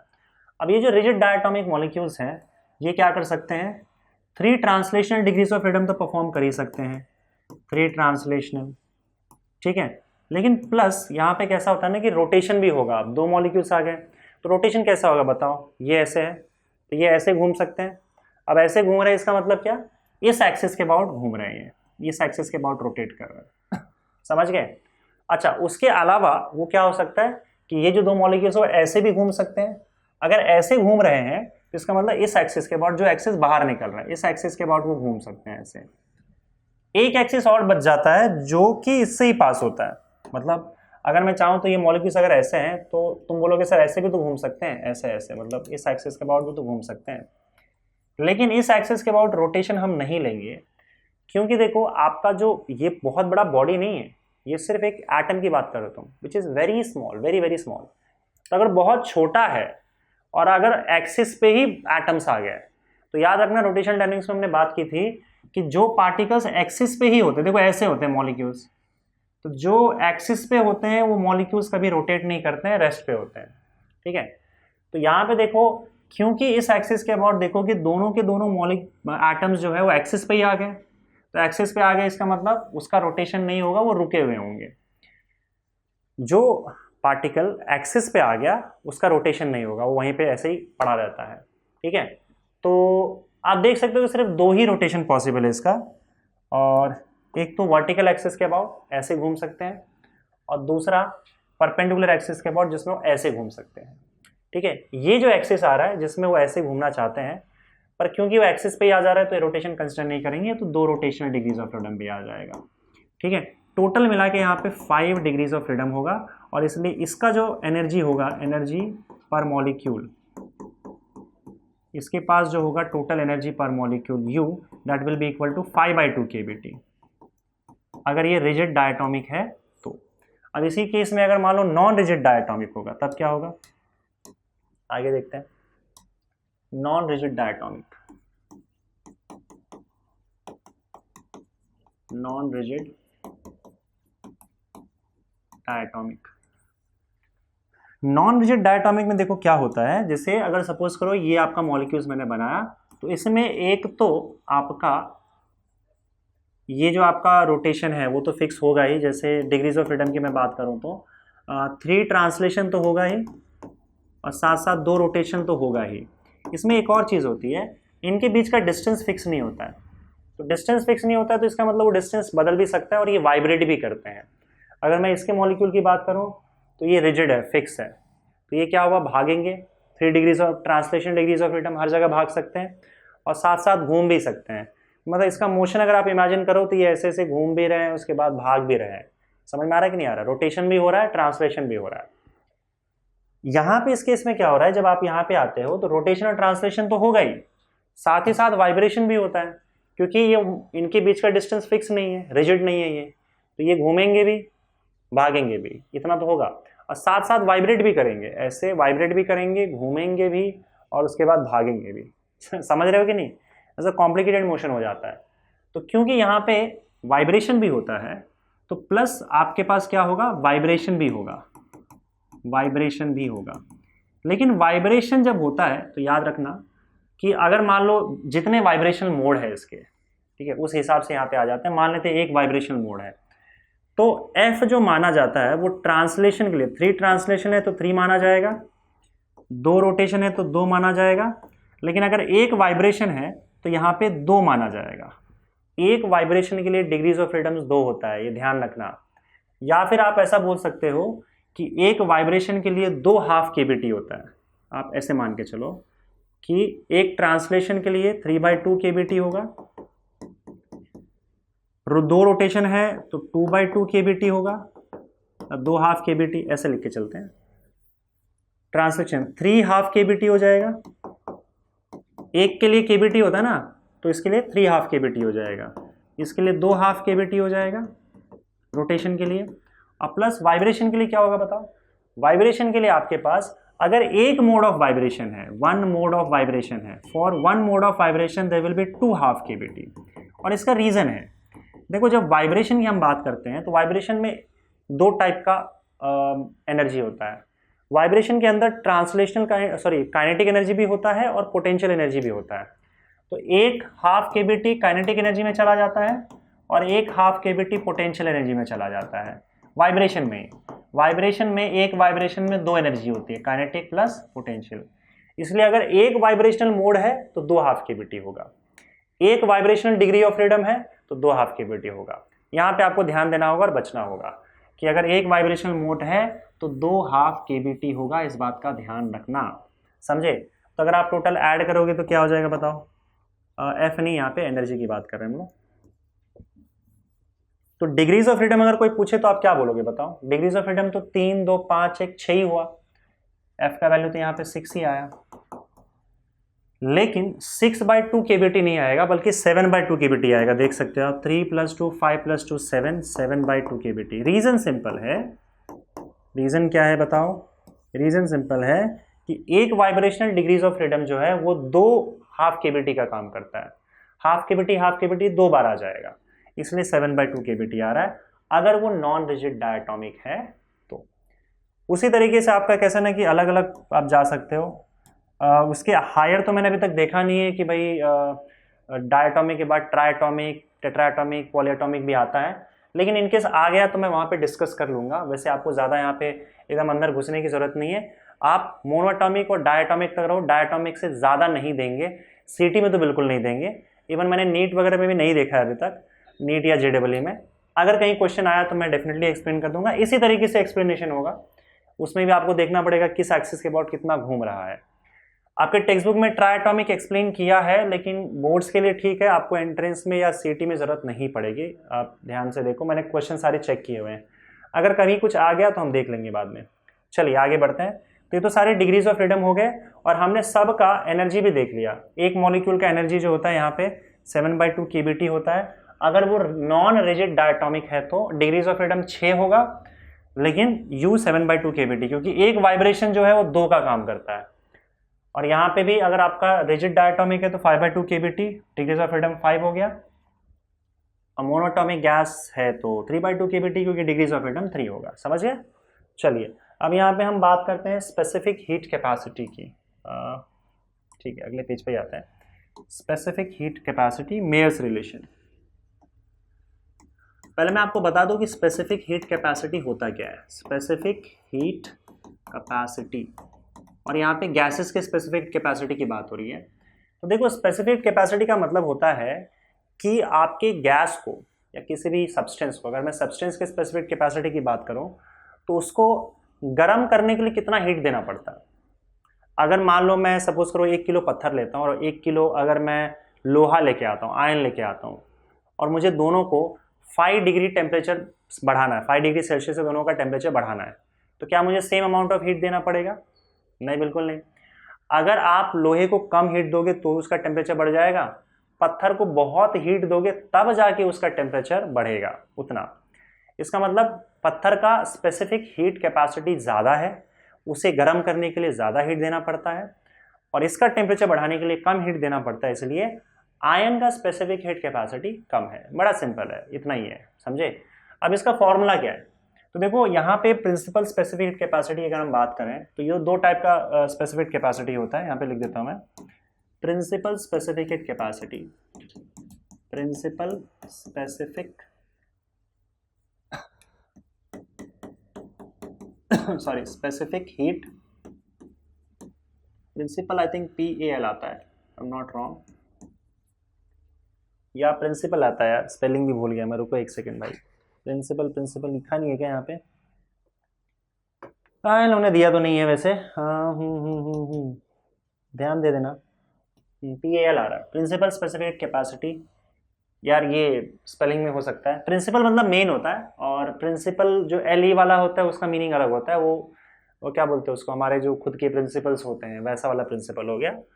तो यहाँ पे principal specific capacity, main specific capacity, इसको कैसे डिफाइन किया जाता है? इसको आप लिखते हो S, and that is equal to heat given, जो भी आपका Q upon M into delta T। Heat given per unit mass per unit temperature rise. मतलब अगर आप 1 किलो सब्सटेंस लाते हो, उसको 1 डिग्री सेल्सियस से हीट करना चाहते हो, तो जितना हीट आपने दिया है वही आपका प्रिंसिपल स्पेसिफिक हीट कैपेसिटी कहलाएगा। समझे? अगर सपोज करो मैं गैसेस की जब बात करता हूं तो वहां पे हम 1 किलो गैस नहीं लाते हैं, गैस जनरली हम लोग मोल्स में लाते हैं। यहाँ पे तो आपका प्रिंसिपल, इसमें हमने 1 किलो सब्सटेंस लाया, कोई भी गैस लाया, सब्सटेंस लाया। ऐसा नहीं है कि गैस के लिए हम principal specific heat capacity define नहीं कर सकते, उसके लिए भी डिफाइन कर सकते हैं। फर्क ये है कि अगर मैं 1 किलो गैस लेके आ रहा हूँ और उसके बाद उसको हीट करके उसका 1 डिग्री सेल्सियस से टेम्परेचर बढ़ा रहा हूँ 1 डिग्री सेल्सियस से, तो जो भी प्रिंसिपल स्पेसिफिक हीट कैपेसिटी मैंने कैलकुलेट किया है वो प्रिंसिपल स्पेसिफिक कैपेसिटी होगा। अगर मैं सपोज करो 1 किलो के बजाय 1 मोल सब्सटेंस ला रहा हूँ या 1 मोल गैस ला रहा हूँ, कोई भी चीज 1 मोल ला रहा हूँ, तो उस केस में क्या हो जाता है, प्रिंसिपल की जगह पे हम वर्ड लिख देते हैं molar, molar specific heat capacity. ठीक है, अब मोलार स्पेसिफिक कैपेसिटी को हम C से रिप्रेजेंट करते हैं, तो C इज इक्वल टू क्या हो जाएगा आपका M upon N delta T। तो हमने एक यहाँ पे देखो मास था ना, मास से डिवाइड किया था, यहाँ पे हम नंबर ऑफ मोल से डिवाइड करते हैं और कुछ नहीं।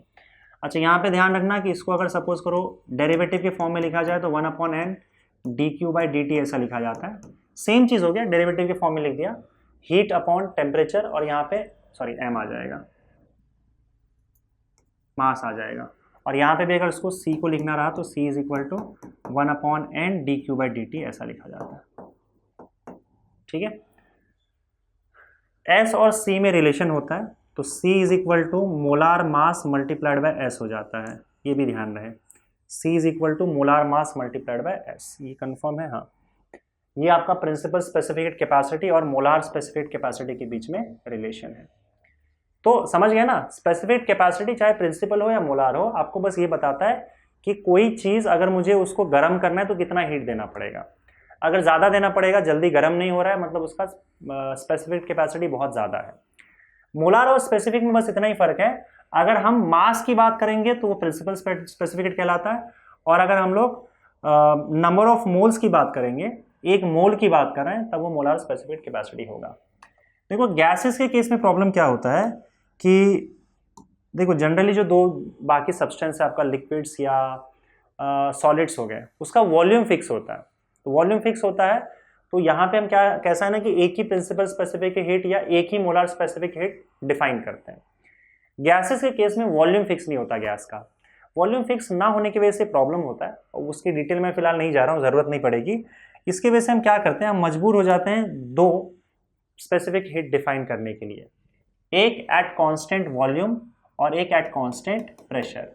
तो एक अगर मैं बोलूँ एक कांस्टेंट फॉर गैसेस, हम यहाँ पे गैसेस, हम गैसेस के लिए दो प्रिंसिपल स्पेसिफिक कैपेसिटी और दो मोलार स्पेसिफिक कैपेसिटी डिफाइन करते हैं, एक कांस्टेंट प्रेशर पे डिफाइन करते हैं और एक कांस्टेंट वॉल्यूम पे। तो सबसे पहले अगर मैं बात करूँ एट कांस्टेंट प्रेशर या कांस्टेंट वॉल्यूम की बात करें, पहले अगर वॉल्यूम कांस्टेंट रखते हो तब अगर मान लो प्रिंसिपल स्पेसिफिक कैपेसिटी डिफाइन करोगे तो हम बोलेंगे principal specific capacity at constant volume. ठीक है, और फॉर्मूला सेम रहेगा। और अगर सपोज करो हम मोलार स्पेसिफिक कैपेसिटी की बात करें तो वहां पे हम लोग सी पे डिफाइन करेंगे, CV, मतलब ये गैस का प्रिंसिपल स्पेसिफिक कैपेसिटी हो गया और ये मोलार स्पेसिफिक कैपेसिटी हो गया। फॉर्मूला वही रहने वाला है, फॉर्मूला चेंज नहीं होगा। दूसरा एट कांस्टेंट प्रेशर बात कर लेते हैं, एट कांस्टेंट प्रेशर। तो कांस्टेंट प्रेशर पे अगर आप डिफाइन करोगे तब यही फॉर्मूला आपका क्या बन जाएगा, यही आपका क्या हो जाएगा, SP लिखा जाएगा और ये CP लिखा जाएगा। Molar specific capacity at constant pressure, यहाँ पे principal specific capacity at constant pressure. समझ गए, क्लियर है ये चीज। और यहाँ पे भी रिलेशन सेम होगा, CP is equal to m0 into SP और CV is equal to m0 into SP, ये रिलेशन तो फिक्स होगा। उसके अलावा यहाँ पे एक मेयर्स रिलेशन आता है, वो भी आपको मैं बता देता हूँ। मेयर्स रिलेशन, आगे बढ़ते हैं, इन दोनों के बीच में जो रिलेशन आता है वो एक मेयर्स रिलेशन आता है, जो CP और CV, SP और SP को रिलेट करता है, मेयर्स रिलेशन।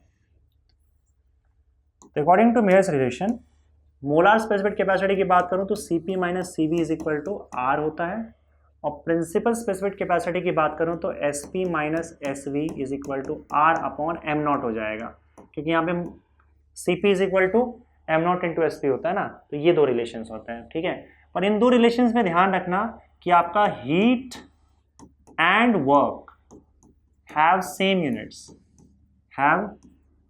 यूनिट्स। हीट और वर्क का सेम यूनिट है, कैसे पता चलेगा? हीट के लिए आप क्या देखोगे कि जो भी Q की बात की जा रही है, Q हीट, और जो आपका R होता है R, इन दोनों का सेम यूनिट है कि नहीं आप चेक कर लेना, वो मैं जब क्वेश्चन करवाऊंगा तो हम वहां पे चेक कर लेंगे। ठीक है, अगर मान लो दोनों का सेम यूनिट नहीं है, जैसे अगर मान लो आपका सेम यूनिट नहीं है, हीट को कैलोरी में मेजर किया जा रहा है और वर्क को जूल में मेजर किया जा रहा है। जनरली ऐसा होता है, हीट को हम कैलोरी में ही मेजर करते हैं, यहाँ पे हीट और वर्क जो दोनों का यूनिट हम जूल ही ले लेते हैं। अगर हीट और वर्क दोनों को अलग अलग यूनिट में मेजर किया जा रहा है, हीट को कैलोरी में और वर्क को जूल में, तो हम क्या करते हैं, इस इक्वेशन को साइड वाले को जे से, आर को जे से डिवाइड कर देते हैं और जे का वैल्यू जो होता है वो 4.18 होता है और इसको बोला जाता है mechanical equivalent of heat, mechanical equivalent of heat. ठीक है, तब आपका फॉर्मूला क्या बन जाएगा, आर को जे से डिवाइड कर दो तो आपका फॉर्मूला बन जाएगा Cp minus Cv is equal to R upon J, और Sp प्रिंसिपल के लिए क्या हो जाएगा, Sp minus Sv is equal to R upon M naught into J. ठीक है, तो जे से डिवाइड कर दोगे आप तो उसके बाद आपका जो है वो कैलोरीज में, इसमें भी आपका यूनिट जो है वो सेम बन जाएगा। अगर हीट और वर्क ऐसे अलग अलग यूनिट में हो तो आपको यही इक्वेशन यूज करना है। हीट और वर्क दोनों का यूनिट सेम हो, और जनरली वो जो सेम यूनिट होता है वो जूल ही होता है, दोनों का यूनिट अगर जूल है तो आपको ये इक्वेशन यूज करना पड़ेगा। समझिए, हीट के लिए आप क्यू देखोगे और वर्क के लिए आप आर में देखोगे कि क्या यूनिट यूज किया गया है। तो ये जब क्वेश्चन होगा, क्वेश्चन में हमको क्लियरली पता चल जाएगा, वो आपको मैं यहाँ पे बता दूंगा, बस आपको ये नोट डाउन कर लेना है। ये है आपका मेयर्स रिलेशन। ठीक है, अच्छा एक और चीज, यहाँ पे जो Cp और Cv आपको दिख रहा है, इसका अगर आप रेशियो निकालना चाहो तो उसे बोला जाता है adiabatic ratio of a gas, adiabatic ratio, और इसको हम लोग गामा से रिप्रेजेंट करते हैं, गामा। तो gamma is nothing but it is a ratio of Cp and Cv, molar specific capacity of gas at constant pressure and constant volume, इन दोनों का रेशियो ले लोगे तो आपको gamma is equal to Cp upon Cv मिल जाएगा। ठीक है, अच्छा इसमें आप बता दो मैं कि अगर आप मेयर्स रिलेशन यूज करते हो, डेरिवेशंस में भी फिलहाल नहीं जा रहा हूं मैं, मेयर्स रिलेशन अगर आप यूज करते हो तो अगर आपको किसी ने बताया कि गैस कौन सा है, मोनोएटॉमिक, डायटॉमिक या पॉलीएटॉमिक गैसेस हैं, तो आपको गामा, Cp और Cv इन तीनों का रिलेशन है, इन दोनों का वैल्यू आपको मिल जाएगा। ठीक है, तो हम क्या करते हैं, मेयर्स रिलेशन का यूज किया है, उसमें मैं आपको डायरेक्ट फॉर्मूला बता दे रहा हूँ डिग्री ऑफ फ्रीडम के टर्म्स में। ठीक है, तो यहाँ पे आप देखो कि अगर आपको Cp निकालना है, यहाँ पे लिख देता हूँ मैं, अगर आपको Cp निकालना है तो Cp का फॉर्मूला जो होगा, या Cv की बात कर लेते हैं पहले, Cv का जो फॉर्मूला होता है वो F/2R होता है। यहाँ पे F डिग्रीज ऑफ फ्रीडम है। ठीक है, Cv इज F/2R, Cp का वैल्यू जो है वो 1 + F/2R हो जाएगा, 1 + F/2 इंटू R हो जाएगा, और गामा का जो फॉर्मूला है, इन दोनों को डिवाइड करोगे तो आपको गामा का फॉर्मूला मिल जाएगा 1 + 2/F सीधा। अब जैसे कि मोनोएटॉमिक गैस हमने देखा था, मोनोएटॉमिक गैस के लिए डिग्रीज ऑफ फ्रीडम 3 था, तो अगर मोनोएटॉमिक गैस के लिए बोला गया तो F का वैल्यू 3 डाल दो। तो किसके लिए कौन सा वैल्यू डाला है मैं आपको बता देता हूं। जैसे अगर मैं मोनोएटॉमिक गैस की बात करूं, मोनोएटॉमिक, फिर आपका क्या होता है रिजिड डायटॉमिक, रिजिड डायटॉमिक, फिर आपका नॉन रिजिड डायटॉमिक। डायटॉमिक में भी 2 होता है ना, अगर नहीं दिया है कुछ तो याद रखना रिजिड ही मानना, नॉन रिजिड डायटॉमिक। तो अगर आप सपोज करो मोनोएटॉमिक गैस की बात कर रहे हो, तो मोनोएटॉमिक गैस के लिए आप, हमको पता है कि 3 ट्रांसलेशनल डिग्रीज ऑफ फ्रीडम होता है, तो आपको F का वैल्यू 3 यूज करना है। तो Cv का वैल्यू 3/2R हो जाएगा, Cp का वैल्यू 5/2R हो जाएगा, और गामा का वैल्यू देखोगे तो 1 + 2/F, मतलब 1 + 2/3, 5/3 हो जाएगा। वैसे अगर रिजिड डायटॉमिक है तो हम देख चुके थे डिग्रीज ऑफ फ्रीडम 5 होता है, और नॉन रिजिड डायटॉमिक के लिए डिग्रीज ऑफ फ्रीडम 6 आ रहा था, लेकिन आपको यहाँ पे इस फॉर्मूले में F का वैल्यू 7 लिखना है। रीजन ये है कि एक वाइब्रेशन मोड जो है वो 2 डिग्रीज ऑफ फ्रीडम की तरह काम करता है, तो एक वाइब्रेशन मोड में 2 डिग्रीज ऑफ फ्रीडम, इसलिए 7, देखो ना 7 आ रहा था ना यहाँ पे, अब देखोगे तो 7/2 kBt आ रहा था। देखो मोनोएटॉमिक गैस के लिए F3 था, 3/2 kBt, रिजिड डायटॉमिक के लिए F5 था, 5/2 kBt, लेकिन नॉन रिजिड डायटॉमिक के लिए F का वैल्यू 6 आ रहा था एक वाइब्रेशन मोड, लेकिन एक वाइब्रेशन मोड हमको 2.5 kBt दे रहा था, इसलिए 6 के बजाय यहाँ पे 7 आ जा रहा था। तो आपको F का वैल्यू यहाँ पे 7 यूज करना है अगर नॉन रिजिड डायटॉमिक रहा तो। समझ गए ये चीज? अच्छा, उसके अलावा हो सकता है कि पॉलीएटॉमिक का, वैसे तो आएगा नहीं लेकिन आपके टेक्स्ट बुक में दिया हुआ है तो मैं सोच रहा था बता ही देता हूँ। पॉलीएटॉमिक, पॉलीएटॉमिक मतलब किसी मॉलिक्यूल में अगर 2 से ज्यादा एटम्स हो, डायटॉमिक ना होकर वो ट्राइएटॉमिक हो, टेट्राएटॉमिक हो, 2 से ज्यादा हो, तो हम उसको पॉलीएटॉमिक गैसेस बोल देते हैं, पॉलीएटॉमिक गैस। ठीक है, और ये पॉलीएटॉमिक गैस जो है वो लीनियर होना चाहिए। ध्यान रखना मैं लीनियर की बात कर रहा हूँ क्योंकि तुम्हारे बुक में लीनियर दिया हुआ है, वैसा नहीं लगता है मुझे इस टॉपिक से कुछ होगा, लेकिन ठीक है एक बार देख लेते हैं। पॉलीएटॉमिक लीनियर है तो उसमें F क्या होगा बताओ, डिग्रीज ऑफ फ्रीडम। तो इसमें F डिग्रीज ऑफ फ्रीडम में क्या होगा, यहाँ पे हम मान के चल सकते हैं कि F जो है 3 ट्रांसलेशनल होगा, प्लस इस केस में 3 रोटेशन होता है, क्योंकि देखो ये पॉलीएटॉमिक है। पॉलीएटॉमिक मतलब क्या, 3 से ज़्यादा होंगे, मतलब सॉरी 2 से ज़्यादा मॉलिक्यूल्स होंगे। 2 से ज़्यादा मॉलिक्यूल्स अगर मैं 3 भी मान के चलूँ, और नॉन लीनियर है, इसका मतलब एक लाइन में नहीं है वो, तो ये अब तीनों एक्सिस के अबाउट रोटेट हो सकता है। देखो ये ऐसे भी घूम सकता है इस एक्सिस के अबाउट, ये ऐसे भी घूम सकता है इस एक्सिस के अबाउट, ये दोनों तो है ना घूमने के लिए, और ये इस एक्सिस के अबाउट भी घूम सकता है ऐसे। और अगर मान लो सपोज करो तुमने ये एक एक्सिस यहाँ पे ड्रॉ कर दिया, तो ये दोनों तो मॉलिक्यूल्स लाइन में आ गए एक्सिस के, लेकिन ये तो लाइन में नहीं आया ना, तो ये घूमेगा अब। तो इसका मतलब अब ये तीनों एक्सिस के अबाउट घूम सकता है, इसीलिए 3 translation degrees of 3 rotation degrees of freedom. और प्लस F वाइब्रेशनल मोड, मान लो इसके पास F वाइब्रेशनल मोड है। कितने मोड है पता नहीं, पर हमें ये पता है कि एक मोड के लिए 2 हाफ केबीटी लगता है। तो जब आप इसका टोटल एनर्जी निकालोगे तो 3/2 केबीटी हो जाएगा, प्लस यहाँ पे फिर से 3/2 केबीटी। और हमें पता है कि अगर F वाइब्रेशनल मोड है तो हमें हमेशा यहाँ पे 2F लेना चाहिए, 2F हाफ केबीटी हो जाएगा, है ना। F के लिए 2F, हमेशा वाइब्रेशन में जो भी जितना भी मोड है उससे उसका दोगुना लेना पड़ता है, क्योंकि 2 हाफ केबीटी आता है यहाँ पे। तो अगर F है तो हम 2F हाफ केबीटी लेंगे। अब देखोगे तो यहाँ पे 3 + 3 6, या फिर 2 से डिवाइड भी कर दोगे तो कितना हो जाएगा, 3 + 3 6 + 2F, यानी कि 3 + F आ जाएगा। इसको ऐड कर दो, 3 + F केबीटी आ जाएगा आपका। तो ये आपका U आ गया। समझ गए कि नहीं समझ गए। तो ये इंटरनल एनर्जी आपका हो जाता है एक मॉलिक्यूल का, अगर हम सपोज करो इसकी बात करें तो उसी तरीके से यहाँ पे मैं ये बोलने की कोशिश कर रहा हूँ कि अब देखो ध्यान से, यहाँ पे अगर आप देखोगे तो इसको आप कैसे लिख सकते हो बताओ। U की अगर मैं बात करूँ तो नहीं, ठीक है चलो लिख दो ना। तो अगर पॉलीएटॉमिक गैस का आपको F लिखना है, फॉर पॉलीएटॉमिक गैस, और आपको ये फॉर्मूला यूज़ करना है, मान लो आपको अगर ये तीनों फॉर्मूला यूज़ करना है पॉलीएटॉमिक गैस के लिए यूज़ करना है, तो अगर मैं लिख दे रहा हूँ यहाँ पे पॉलीएटॉमिक नॉन लीनियर, वैसे इसकी ज़रूरत नहीं पड़ेगी पर ठीक है यार, पॉलीएटॉमिक नॉन लीनियर, तो आप क्या लिखोगे बताओ। पॉलीएटॉमिक नॉन लीनियर के लिए आप F का वैल्यू क्या लोगे, देखो आपका F का वैल्यू क्या आएगा, F will be equal to, यहाँ पे देखो 3 ट्रांसलेशन डिग्रीज ऑफ फ्रीडम हो जाएगा, 3 रोटेशनल डिग्रीज ऑफ फ्रीडम हो जाएगा, 6 हो जाएगा, और 6 + 2F, जहाँ पे F जो है वाइब्रेशनल मोड है, 6 + 2F यूज़ करोगे हमेशा, 6 + 2F। तो फाइनली यहाँ पे आप देखोगे तो इसका Cp और Cv हम निकाल लेते हैं पॉलीएटॉमिक गैस के लिए। Cv का वैल्यू क्या हो जाएगा बताओ, F/2R,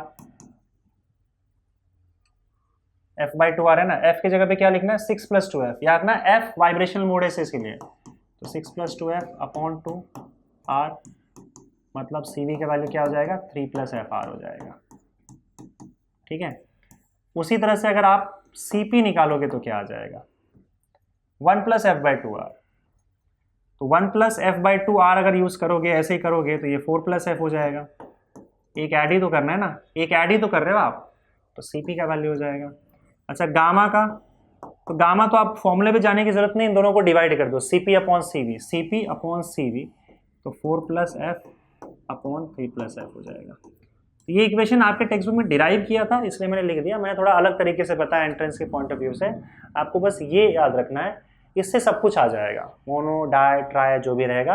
आप ये 3 फॉर्मूला यूज़ कर लो, Cp Cv गामा के लिए, और उसके अलावा मोनो एटॉमिक के लिए क्या F डालना है, डाई के लिए, ट्राई के लिए, पॉलीएटॉमिक के लिए, सब मैंने लिख के दे दिया। आपको बस ये वाला इंपॉर्टेंट पार्ट है, ध्यान में रखना है। उसके बाद आप कोई भी फॉर्मूला डिराइव कर सकते हो, लेकिन मैं आपको 2 फॉर्मूले और दे रहा हूं जो आप डायरेक्ट याद रख सकते हो। Cp और Cv का गामा के टर्म्स में रिलेशन देखो, Cp - Cv जो होता है वो R होता है, ये तो हम लोग को पता ही है।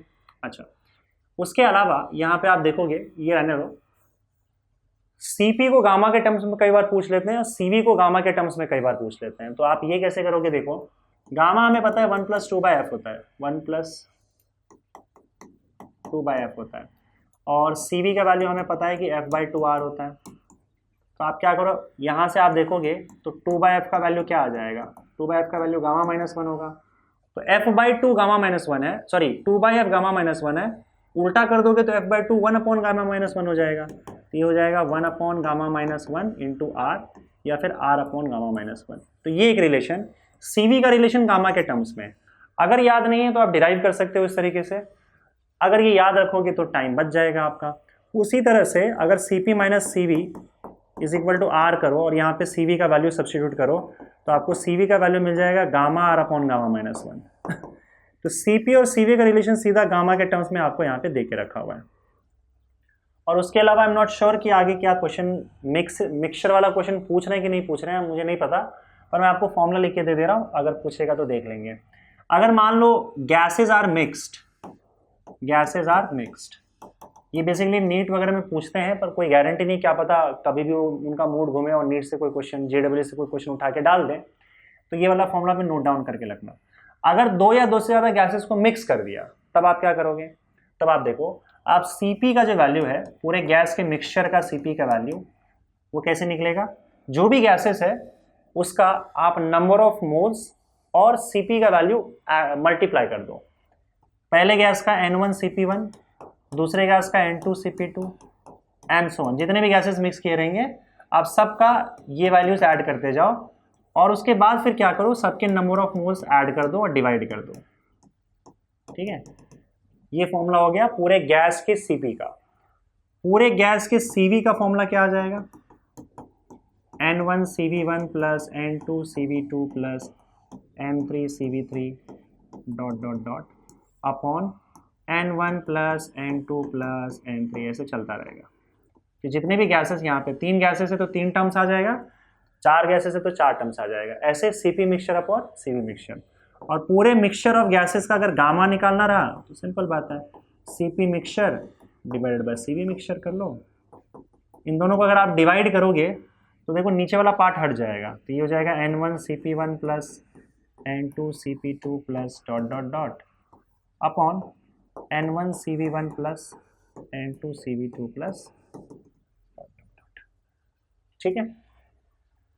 तो यहाँ पे बच्चों आपका काइनेटिक थ्योरी वाला पार्ट होता है खत्म। और क्योंकि यहाँ पे देखो kinetic theory of gases and radiation है, पता नहीं मैंने रेडिएशन लिखा है कि नहीं, I think kinetic theory of gases and radiation भी है, पूरा चैप्टर आप देखोगे तो एंड रेडिएशन भी है, लिख देता हूँ यहाँ पे।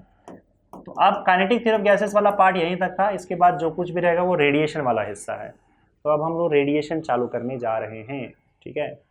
तो रेडिएशन वाले पार्ट में देखो बच्चों, यहाँ पे हम हीट के रेडिएशन की बात करेंगे। जो भी बातें यहाँ पे होंगी वो हीट से रिलेटेड ही होगी कि हीट रेडिएशंस, अगर मान लो आपने कोई ऑब्जेक्ट है, कोई भी ऑब्जेक्ट हो, उस पर आपने अगर Q अमाउंट ऑफ हीट डाला तो ये 3 पार्ट में डिस्ट्रीब्यूट होता है। वो हीट जो होगा उसमें से कुछ अमाउंट ऑफ हीट ये जो ऑब्जेक्ट है वो एब्जॉर्ब कर लेगा अंदर पूरा, कुछ amount of heat QT amount of heat वो यहाँ से पास करके भेज देगा, ट्रांसमिट कर देगा, और कुछ अमाउंट ऑफ हीट आपका जो है वो रिफ्लेक्ट हो जाएगा। तो ऑब्वियसली बात है कि जो टोटल अमाउंट ऑफ हीट आपका होगा वो absorbed heat plus reflected heat और प्लस ट्रांसमिटेड हीट, ये तीनों में बढ़ जाएगा, समझे।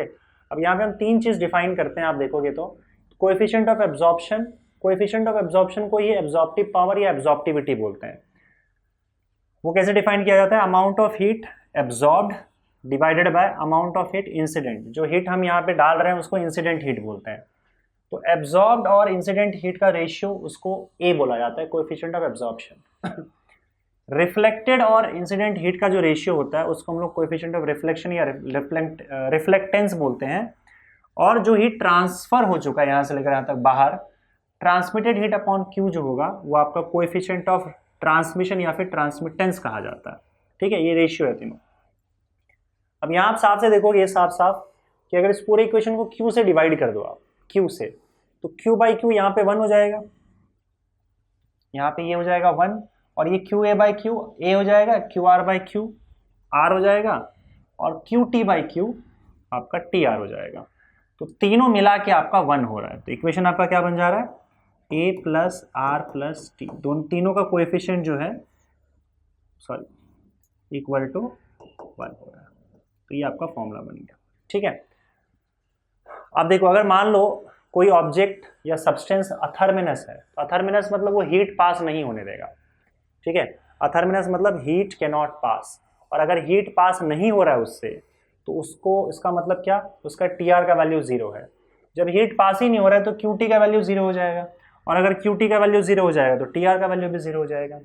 अगर कोई सब्सटेंस डायथर्मिनस है इसका मतलब वो पास होने देगा, ठीक है, और जिस सब्सटेंस से हीट पास होता है उसका ऑब्वियसली बात है कि टी आर का वैल्यू 0 नहीं होगा। तो ये अथर्मिनस डायथर्मिनस सब्सटेंस की बात हो गई, ठीक है। चलो अब आगे बढ़ते हैं। अब देखो यहाँ पे ये जो कोएफिशिएंट्स हैं, वो कोएफिशिएंट्स जितना ज़्यादा होगा मतलब वो ऑब्जेक्ट उतना ज़्यादा वो पर्टिकुलर काम कर रहा है। जैसे मान लो इन तीनों में से सबसे ज़्यादा कोएफिशिएंट का वैल्यू ए का सबसे ज़्यादा वैल्यू है, ए का सबसे ज़्यादा वैल्यू है, इसका मतलब वो ऑब्जेक्ट ज़्यादातर हीट को एब्जॉर्ब कर रहा है। आर का सबसे ज़्यादा वैल्यू है, इसका मतलब वो ऑब्जेक्ट जो ज़्यादातर हीट रिफ्लेक्ट कर रहा है। समझ में आ रहा है? अब देखो अगर मान लो आर का वैल्यू 0 डाल दिया, टी आर का वैल्यू 0 डाल दिया इसमें, तो ए का वैल्यू 1 हो जाएगा। तो अगर किसी भी केस में अगर मान लो ए का वैल्यू मान लो 1 आ जाता है किसी का, तो इसका मतलब वो सारा हीट एब्जॉर्ब कर ले रहा है, उसको हम लोग परफेक्ट एब्जॉर्बर बोलते हैं। परफेक्ट एब्जॉर्बर, परफेक्ट एब्जॉर्बर मतलब सारा हीट एब्जॉर्ब कर ले रहा है, और जो सारा हीट एब्जॉर्ब कर लेता है उसको हम लोग ब्लैक बॉडी बोलते हैं। Perfect black body, perfect black body. तो आपने बोर्ड्स में फेरिस ब्लैक बॉडी के बारे में पढ़ा होगा, आई एम नॉट श्योर कि यहाँ पे उसके बारे में कुछ पूछेंगे, पर ठीक है अगर कुछ रहेगा तो मैं बता दूंगा। फेरिस ब्लैक बॉडी जो कंस्ट्रक्ट किया था गोला सा, तो उसके अंदर लाइट जाएगी तो सारा हीट एब्जॉर्ब हो जाएगा, ठीक है। तो जो ऑब्जेक्ट सारा हीट एब्जॉर्ब कर लेता है, कुछ भी ट्रांसमिट और रिफ्लेक्ट नहीं करता, उसे हम परफेक्ट ब्लैक बॉडी बोलते हैं। उसका ए का वैल्यू 1 हो जाता है। परफेक्ट ब्लैक बॉडी के लिए ए का वैल्यू 1 हो जाएगा।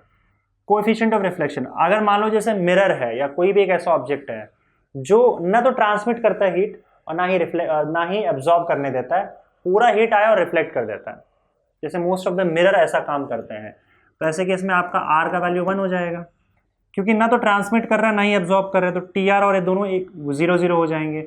इसे हम कहेंगे परफेक्ट रिफ्लेक्टर। परफेक्ट रिफ्लेक्टर सारा हीट रिफ्लेक्ट कर देता है, और जो सारा हीट ट्रांसफर कर दे, कुछ भी एब्जॉर्ब या रिफ्लेक्ट ना करे, तो उस केस में टी आर का वैल्यू आपका 1 हो जाएगा, और तब हम इसे कहेंगे परफेक्ट ट्रांसमिटर ऑफ हीट। समझ गए? चलिए, तो ये सारे केसेस हो गए। अब आगे हम बात करते हैं यहाँ पे एमिसिव पावर की। एमिसिव पावर,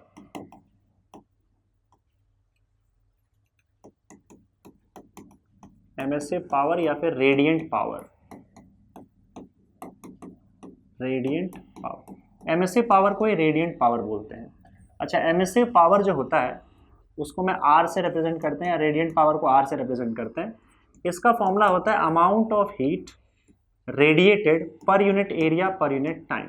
मतलब कोई ऑब्जेक्ट है, मान लो वो हीट बाहर निकाल रहा है, फेंक रहा है। देखो अगर हीट एब्जॉर्ब होता है तो हीट बाहर भी फेंका जाता है, जो बाहर फेंका जाता है हीट उसको एमिशन बोलते हैं, या तो एमिशन बोलते हैं या फिर रेडिएशन बोलते हैं, कि भाई हीट रेडिएट हो रहा है, हीट एमिट हो रहा है, ठीक है।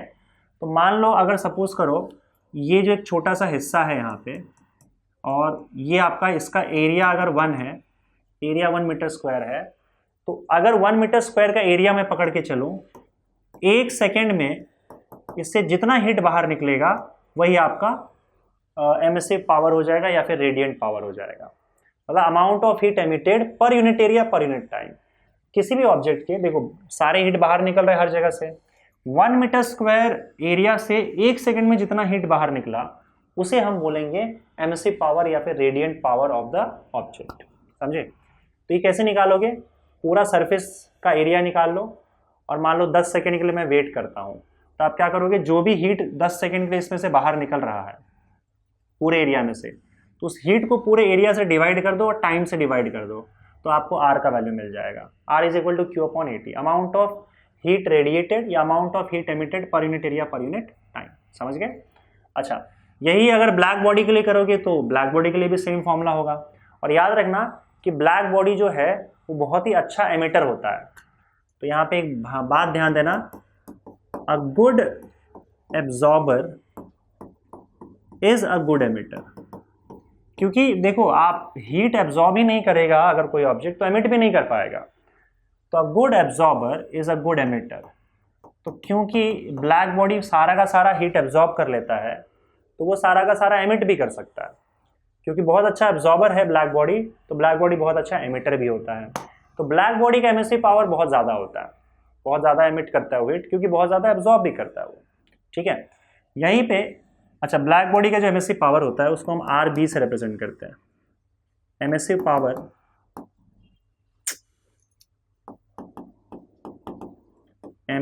Power of perfect black body, perfect black body, उसको हम क्या लिखेंगे, EB लिख देते हैं, EB नहीं सॉरी RB। RB अगर लिखा है इसका मतलब फॉर्मूला सेम रहेगा Q/80, बस क्या होगा आपका ये हो जाएगा, RB लिख दिया, इसका मतलब emissive power of perfect black body की बात कर रहा हूँ मैं। ठीक है, यहीं पे हम डिफाइन करते हैं coefficient of emission of a body, coefficient of emission, coefficient of emission of a body, जिसको E से रिप्रेजेंट किया जाता है। अब ये E है क्या, इसका सीधा सीधा फॉर्मूला है, उस बॉडी का R लो, एमिसिव पावर लो, और उस बॉडी का ब्लैक बॉडी का एमिसिव पावर लो और डिवाइड कर दो। अब ब्लैक बॉडी RB का वैल्यू तो वैसे भी कांस्टेंट होगा, हाँ, लेकिन ये ज़रूर है अगर आप टेम्परेचर चेंज करते हो तो एमिसिव पावर चेंज हो जाता है। R depends on temperature, R depends on temperature, temperature बदल दोगे तो एमिसिव पावर बदल जाएगा, और ये जाहिर सी बात है, ज़्यादा टेम्परेचर पे हीट ज़्यादा एमिट होगा, कम टेम्परेचर पे कम हीट एमिट होगा। तो आपको क्या करना है, दोनों का टेम्परेचर सेम रखना है, at same temperature. Same temperature पे अगर आप बॉडी का एमिसिव पावर को ब्लैक बॉडी के एमिसिव पावर से डिवाइड करोगे तो फिर आपको उस बॉडी का कोएफिशिएंट ऑफ एमिशन मिल जाएगा। समझ गए? ठीक है, चलिए यहाँ पे एक लॉ आता है जिसको बोला जाता है Kirchhoff's law of radiation. Kirchhoff's law आपने करंट इलेक्ट्रिसिटी में भी सुना होगा, लेकिन यहाँ पे रेडिएशन का लॉ है ये, Kirchhoff's law of radiation. Kirchhoff's of radiation क्या कहता है, सिंपल सी बात कि coefficient of absorption coefficient of emission के बराबर होगा। जितना ज़्यादा बॉडी एब्जॉर्ब कर सकता है उतना ही ज़्यादा एमिट कर सकता है, बड़ा simple law, A is equal to E। बाकी आप यहाँ पे फॉर्मूला में E का फॉर्मूला अगर आप यूज़ करोगे R/RB, R/RB देख रहे हो, तो आपको यहाँ से मिल जाएगा R/A is equal to RB। तो इसमें आप देख सकते हो कि एमिसिव पावर को और absorptive power, emissive power upon coefficient of absorption, इन दोनों का रेशियो कांस्टेंट होता है और ब्लैक बॉडी के एमिसिव पावर के बराबर होता है। मतलब इन दोनों स्टेटमेंट में कुछ अलग नहीं है, आपने उसी को रीअरेंज कर दिया है और ऐसे लेके आ गए, ये आपका किरचॉफ्स लॉ हो गया। ठीक है, फिर यहाँ पे हमारा spectral distribution of black body radiation का एक टॉपिक है, वो देख लेते हैं हम लोग। Spectral distribution of black body radiation, black body radiation. अब ये क्या है, देखो, अगर आप किसी ब्लैक बॉडी को हीट करते हो तो उसमें अलग अलग वेवलेंथ के रेडिएशंस बाहर निकलते हैं, अलग अलग फ्रीक्वेंसी, अलग अलग वेवलेंथ के रेडिएशंस बाहर निकलते हैं, पर सारे रेडिएशन एक ही इंटेंसिटी के नहीं होते हैं। तो यहाँ पे अगर मैं सपोज करूँ इंटेंसिटी, जो भी रेडिएशन बाहर आ रहा है, और वेवलेंथ, अलग अलग प्रकार के जो वेवलेंथ के हीट बाहर निकल रहा है, अलग अलग प्रकार की हीट और उसकी इंटेंसिटी कितनी निकल रही है, इन दोनों के बीच में अगर हम ग्राफ प्लॉट करें तो होता क्या है, देखो ये ग्राफ सीधा सीधा आपका ऊपर ऐसे जाता है। सॉरी, मान लो एक पर्टिकुलर टेम्परेचर, जैसे मान लो 500 डिग्री सेल्सियस है, तो अगर मैं 500 डिग्री सेल्सियस पे ग्राफ निकालूंगा तो ये कुछ आपको ऐसा दिखाई देगा। मतलब जैसे जैसे आप वेवलेंथ ज़्यादा होता जाएगा, उस वेवलेंथ का जो इंटेंसिटी है वो पहले बढ़ेगा और उसके बाद ये पीक वैल्यू पे पहुंचेगा, और उसके बाद क्या होगा, उसके बाद अगर और ज़्यादा वेवलेंथ की हम बात करें तो उस वेवलेंथ की इंटेंसिटी फिर कम होने लगेगी। समझे? तो शुरुआत में जैसे जैसे वेवलेंथ, ज़्यादा वेवलेंथ की हम बात करेंगे तो ज़्यादा वेवलेंथ की इंटेंसिटी भी ज़्यादा होगी, फिर बहुत ज़्यादा वेवलेंथ हो गया, मान लो एक पॉइंट ऑफ टाइम के बाद वेवलेंथ का वैल्यू बहुत ज़्यादा हो गया, तो फिर बहुत ज़्यादा वेवलेंथ की इंटेंसिटी कम होते चले जाएगी। इस तरह का वेवलेंथ, अलग अलग वेवलेंथ का रेडिएशन किसी ब्लैक बॉडी से बाहर निकलता है अगर आप ब्लैक बॉडी को हीट करोगे तो मान लो आपने इसको T1 टेम्परेचर तक हीट किया तो ग्राफ आपको ऐसा मिलेगा। जिस वेवलेंथ की इंटेंसिटी सबसे ज़्यादा होगी उसे हम लैम्डा मैक्स बोलते हैं। याद रखना, लैम्डा मैक्स मैक्सिमम वेवलेंथ नहीं है, बल्कि ये वो वेवलेंथ है जिसकी इंटेंसिटी सबसे ज़्यादा है, सबसे ज़्यादा लाइट इसी का निकल रहा है या सबसे ज़्यादा हीट इसी का निकल रहा है। अच्छा, अगर मान लो आप टेम्परेचर बढ़ा दो, तो आपने टेम्परेचर बढ़ा दिया, आपने T2 टेम्परेचर कर दिया, तो ग्राफ थोड़ा ऐसे शिफ्ट हो जाता है। मतलब ये कि आपका लैम्डा मैक्स का वैल्यू जो है वो कम हो जाएगा। अब देखो लैम्डा मैक्स यहाँ पे आ गया, तो ये हायर टेम्परेचर हो गया। मान लो ये T1 टेम्परेचर था, ये आपका T2 टेम्परेचर है, एंड ऑब्वियसली बात है T2 is greater than T1 और T1 is less than T2। तो हायर टेम्परेचर पे आपका लैम्डा मैक्स शिफ्ट हो जाता है, मतलब अब इस वेवलेंथ की इंटेंसिटी ज़्यादा निकलेगी। इसी तरह से अगर आप ग्राफ प्लॉट करते जाओगे तो ग्राफ ऐसे शिफ्ट होता चला जाएगा।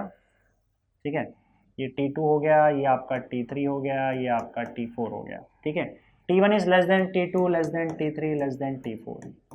तो जैसे जैसे आप टेम्परेचर बढ़ाओगे आपका लैम्डा मैक्स का वैल्यू कम होता चला जाएगा। देख रहे हैं, पीछे आते जा रहा है। ठीक है, एक तो हमारा ऑब्जर्वेशन ये है। दूसरा ऑब्जर्वेशन ये है कि एरिया बढ़ता चला जा रहा है। अब ये एरिया क्या रिप्रेजेंट कर रहा है? एरिया क्या रिप्रेजेंट कर रहा है? Total energy radiated. Total energy radiated कि टोटल कितना एनर्जी बाहर निकला, हीट एनर्जी, हीट की बात कर रहे हैं, टोटल हीट एनर्जी रेडिएटेड। तो अब इससे बात है कि ज़्यादा टेम्परेचर पे हीट करोगे तो सबका मिला के टोटल एनर्जी तो ज़्यादा ही होने वाला है। तो देखो एरिया बढ़ता जा रहा है टेम्परेचर बढ़ाने पे। इसका मतलब अगर आप हाई टेम्परेचर पे किसी हॉट बॉडी या किसी ब्लैक बॉडी को उसको हाई टेम्परेचर पे लेके चले जाते हो तो उससे अमाउंट ऑफ हीट जो सारा वेवलेंथ मिलके निकाल रहा है वो काफ़ी ज़्यादा होगा। समझे? तो आपका ये केस हो गया, और जैसे जैसे टेम्परेचर बढ़ेगा वैसे वैसे एरिया आपका बढ़ता चला जाएगा। इसी में आप देखोगे तो एक वीन्स डिस्प्लेसमेंट लॉ आ जाता है, इसी से आप निकाल सकते हो। इसी पर है आपका Wien's displacement law. Displacement law, Wien's displacement law. Wien's displacement law क्या कहता है? देखो सिंपल है, अगर आप टेम्परेचर बढ़ाते जाओगे तो जो मैक्सिमम रेडिएशन वाला वेवलेंथ है वो कम होता चला जाएगा। तो लैम्डा मैक्स जो है वो कम होता जा रहा है टेम्परेचर बढ़ाने से। Lambda max will be inversely proportional to temperature. So lambda max is equal to some constant, इस कांस्टेंट को बी लिखते हैं हम लोग, और lambda max into T will be equal to B. B को वीन्स कांस्टेंट बोला जाता है। तो ये आपका वीन्स डिस्प्लेसमेंट लॉ आ गया। ठीक है, समझ गए? आगे बढ़े, चलो। तो एक लास्ट पार्ट है यहाँ पे जिसको जो है आपका Stefan Boltzmann law. Stefan Boltzmann, Boltzmann में आई गेस डबल एन है क्या? चलो देख लो यार, तो क्वेश्चन। स्टीफन बोल्ट्जमैन लॉ देखो क्या कहता है कि आपका जो एमिसिव पावर है, emissive power of a black body, it is directly proportional to T⁴, fourth power of temperature. Emissive power black body का फोर्थ पावर ऑफ टेम्परेचर के प्रोपोर्शनल है। अब एमएससी पावर क्या होता है? Q/AT होता है, तो मैं बाद में लिख लूंगा। Emissive power is equal to, यहाँ पे सम कांस्टेंट आ जाएगा, T⁴।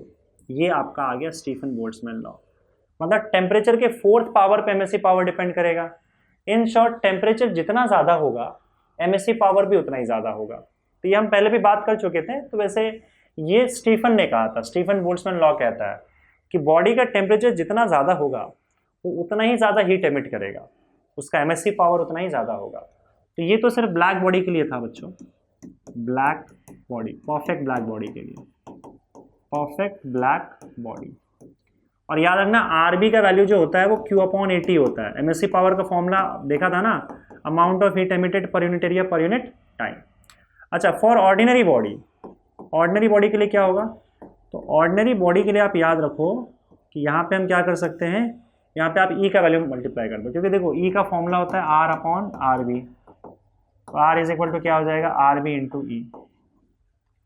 तो RB का वैल्यू क्या है आपका, सॉरी R, तो R is equal to E into RB हो जाएगा ना। तो जो परफेक्ट ब्लैक बॉडी का वैल्यू है σT⁴, उसमें आपको ई मल्टीप्लाई करना पड़ेगा, तो ऑर्डिनरी बॉडी के लिए R आ जाएगा। तो ऑर्डिनरी बॉडी के लिए जो भी ब्लैक बॉडी का एमएससी पावर है उसमें ई मल्टीप्लाई करना पड़ता है। तो ब्लैक बॉडी का एमएससी पावर σT⁴, इसमें ई मल्टीप्लाई कर दो, तो आपको ऑर्डिनरी बॉडी के लिए R का value E sigma T raise to 4 आ जाएगा ऐसे। और इस केस में भी याद रखना आर का वैल्यू सेम रहेगा Q upon eighty ordinary body के लिए भी। तो एमएससी पावर डिपेंड करता है बॉडी के टेम्परेचर पे, जितना ज़्यादा बॉडी का टेम्परेचर उतना ही ज़्यादा एमएससी पावर होगा, उतना ही ज़्यादा वो हीट एमिट करेगा। ठीक है। अच्छा, यहाँ पे एक और चीज़ है जो है एनर्जी लॉस पर unit area per unit time, इसकी हम बात करते हैं। तो सबसे पहले हम बात करेंगे एनर्जी गेन, एनर्जी लॉस पर unit area per unit time, energy loss पर unit area per unit time. अब देखो इज इक्वल टू, मान लो आपके पास एक बॉडी है, इसका टेम्परेचर T है और सराउंडिंग का टेम्परेचर T नॉट है। तो जाहिर सी बात है कि अगर मान लो सराउंडिंग का टेम्परेचर कम रहा और बॉडी का टेम्परेचर ज़्यादा रहा, मतलब T greater than T not, T greater than T not, तो ये ज़्यादा हीट बाहर निकालेगा और इसके वजह से हीट लॉस होगा इसका। देखो कोई भी बॉडी, इसको प्रीवोस्ट थियरी बोलते हैं, Prevost theory of heat exchange, ये मैंने शायद बताया नहीं, चलो एक बार देख लेते हैं, यहाँ पे बता देता हूँ। प्रीवोस्ट, क्या पता पूछ ले, थियरी ऑफ हीट एक्सचेंज। अब प्रीवोस्ट थियरी क्या कहती है, देखो ऑल बॉडीज, जितने भी बॉडीज इस दुनिया में, all bodies at all temperatures except 0 kelvin, मतलब कोई बॉडी अगर 0 केल्विन पे रहा तो फिर वो हीट एमिट नहीं कर पाता है। 0 केल्विन के अलावा all bodies at zero temperature, at all temperatures radiate या एमिट एंड एब्जॉर्ब हीट। मतलब कोई भी बॉडी एमिट भी करता है हीट और एब्जॉर्ब भी करता है, हीट बाहर भी फेंकता है और अंदर भी लेता है, कंटिन्यूसली दोनों प्रोसेस चलते रहता है, चाहे कोई भी टेम्परेचर पे, उससे फर्क नहीं पड़ता है। अगर आपकी चाय गर्म है तो वो हीट बाहर भी दे रहा है और हीट अंदर भी खींच रहा है, दोनों काम कर रहा है वो। तब आप बोलोगे सर लेकिन अगर ऐसा है तो फिर चाय ठंडी क्यों हो जाती है? उसका रीज़न है कि वो जितना हीट बाहर फेंक रहा है, जितना फास्ट हीट बाहर फेंक रहा है, उतना फास्ट अंदर एब्जॉर्ब नहीं कर पा रहा है। मान लो हर सेकंड में अगर वो 10 जूल हीट बाहर फेंक रहा है तो हर सेकंड में क्या पता वो 2 ही जूल हीट बाहर ले पा रहा है, तो उसका हर सेकंड 8 जूल हीट का नुकसान हो रहा है और इसलिए वो ठंडा हो जाता है। लेकिन वो प्रोसेस दोनों करता है, बाहर भी फेंकता है अंदर भी लेता है, बाहर भी फेंकता है अंदर भी लेता है। अच्छा, अगर सपोज करो किसी का टेम्परेचर सराउंडिंग टेम्परेचर से ज़्यादा है तो वो हीट बाहर स्लो फेंकेगा, नहीं सॉरी बाहर फास्ट फेंकेगा, एमिट ज़्यादा फास्ट करेगा और एब्जॉर्ब स्लो करेगा, जिसकी वजह से उसका हीट लॉस होगा। इसलिए मैंने यहाँ पे क्या लिखा है, एनर्जी लॉस पर unit area per unit time. अब देखो वो बाहर किस जो हीट एमिट कर रहा है वो हीट एमिट किस रेट से कर रहा है बताओ, पर unit area per unit time. यहाँ पे दिख रहा है आपको सिग्मा टी रेज टू 4। हम यहाँ पे फिलहाल ब्लैक बॉडी की बात कर रहे हैं, ब्लैक बॉडी की बात करें तो सिग्मा टी रेज टू 4 से एमिट कर रहा है वो, एमिशन का ही तो उसने लॉ दिया था ना, तो हम यहाँ पे लिखेंगे सिग्मा टी रेज टू 4 से एमिट कर रहा है। अच्छा, एब्जॉर्ब किससे कर रहा है बताओ, sigma T naught raise to 4, क्योंकि जितना ये छोड़ेगा उतना ही एब्जॉर्ब करेगा, तो वो डिपेंड करता है इसके टेम्परेचर पे कि कितना इसको लेने दे रहा है वो। तो sigma T naught raise to 4 जो सराउंडिंग का टेम्परेचर, इतने से वो एब्जॉर्ब करेगा, और सिग्मा टी रेज टू 4 जो कि इसका खुद का टेम्परेचर है टी, इतने से वो एमिट करेगा। एमिट ज़्यादा कर रहा है, एब्जॉर्ब कम कर रहा है, इसलिए इसका जो डिफरेंस होगा इतना हीट उसे हर सेकेंड पर यूनिट एरिया इसका लॉस हो रहा है। समझ गए कि नहीं समझ गए? ठीक है। उसी तरीके से अच्छा, फॉर ऑर्डिनरी बॉडी क्या हो जाएगा, फॉर ऑर्डिनरी बॉडी तो कुछ नहीं, ऑर्डिनरी बॉडी के लिए ये सेम फॉर्मूला आपका क्या हो जाएगा, E sigma T raise to 4, E sigma T raise to 4 minus T naught raise to 4। Ordinary body के लिए आपको कुछ करना है नहीं, ई से मल्टीप्लाई कर देना है इसको, जैसे यहाँ पे किया हुआ था, और कुछ नहीं। अच्छा, उसके बाद फिर आपका, इसको मैं साइड में लिख लेता हूँ डब्बे डाल के। अब उसके बाद फिर ब्लैक बॉडी पे आ जाते हैं। अब इस बार हम बात करेंगे एनर्जी गेन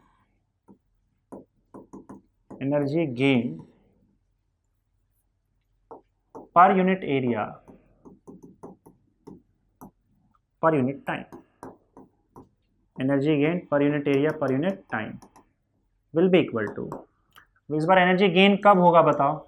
एनर्जी गेन तब होगा जब आपका बाहर का टेम्परेचर ज़्यादा होगा, T will be less than T not, और बॉडी का टेम्परेचर कम होगा। जैसे आइस रख दिया तुमने यहाँ पे, जैसे मान लो तुमने कोई ऑब्जेक्ट लिया, बहुत गर्म ऑब्जेक्ट रखा है, चाय रख दिया, वहाँ पे हीट लॉस होगा। लेकिन अगर आपने आइस रख दिया है, ठंडी चीज़ रख दी है, तो उसका सराउंडिंग टेम्परेचर से कम टेम्परेचर होगा, तो वो हीट एब्जॉर्ब ज़्यादा करेगा और एमिट कम करेगा, है ना?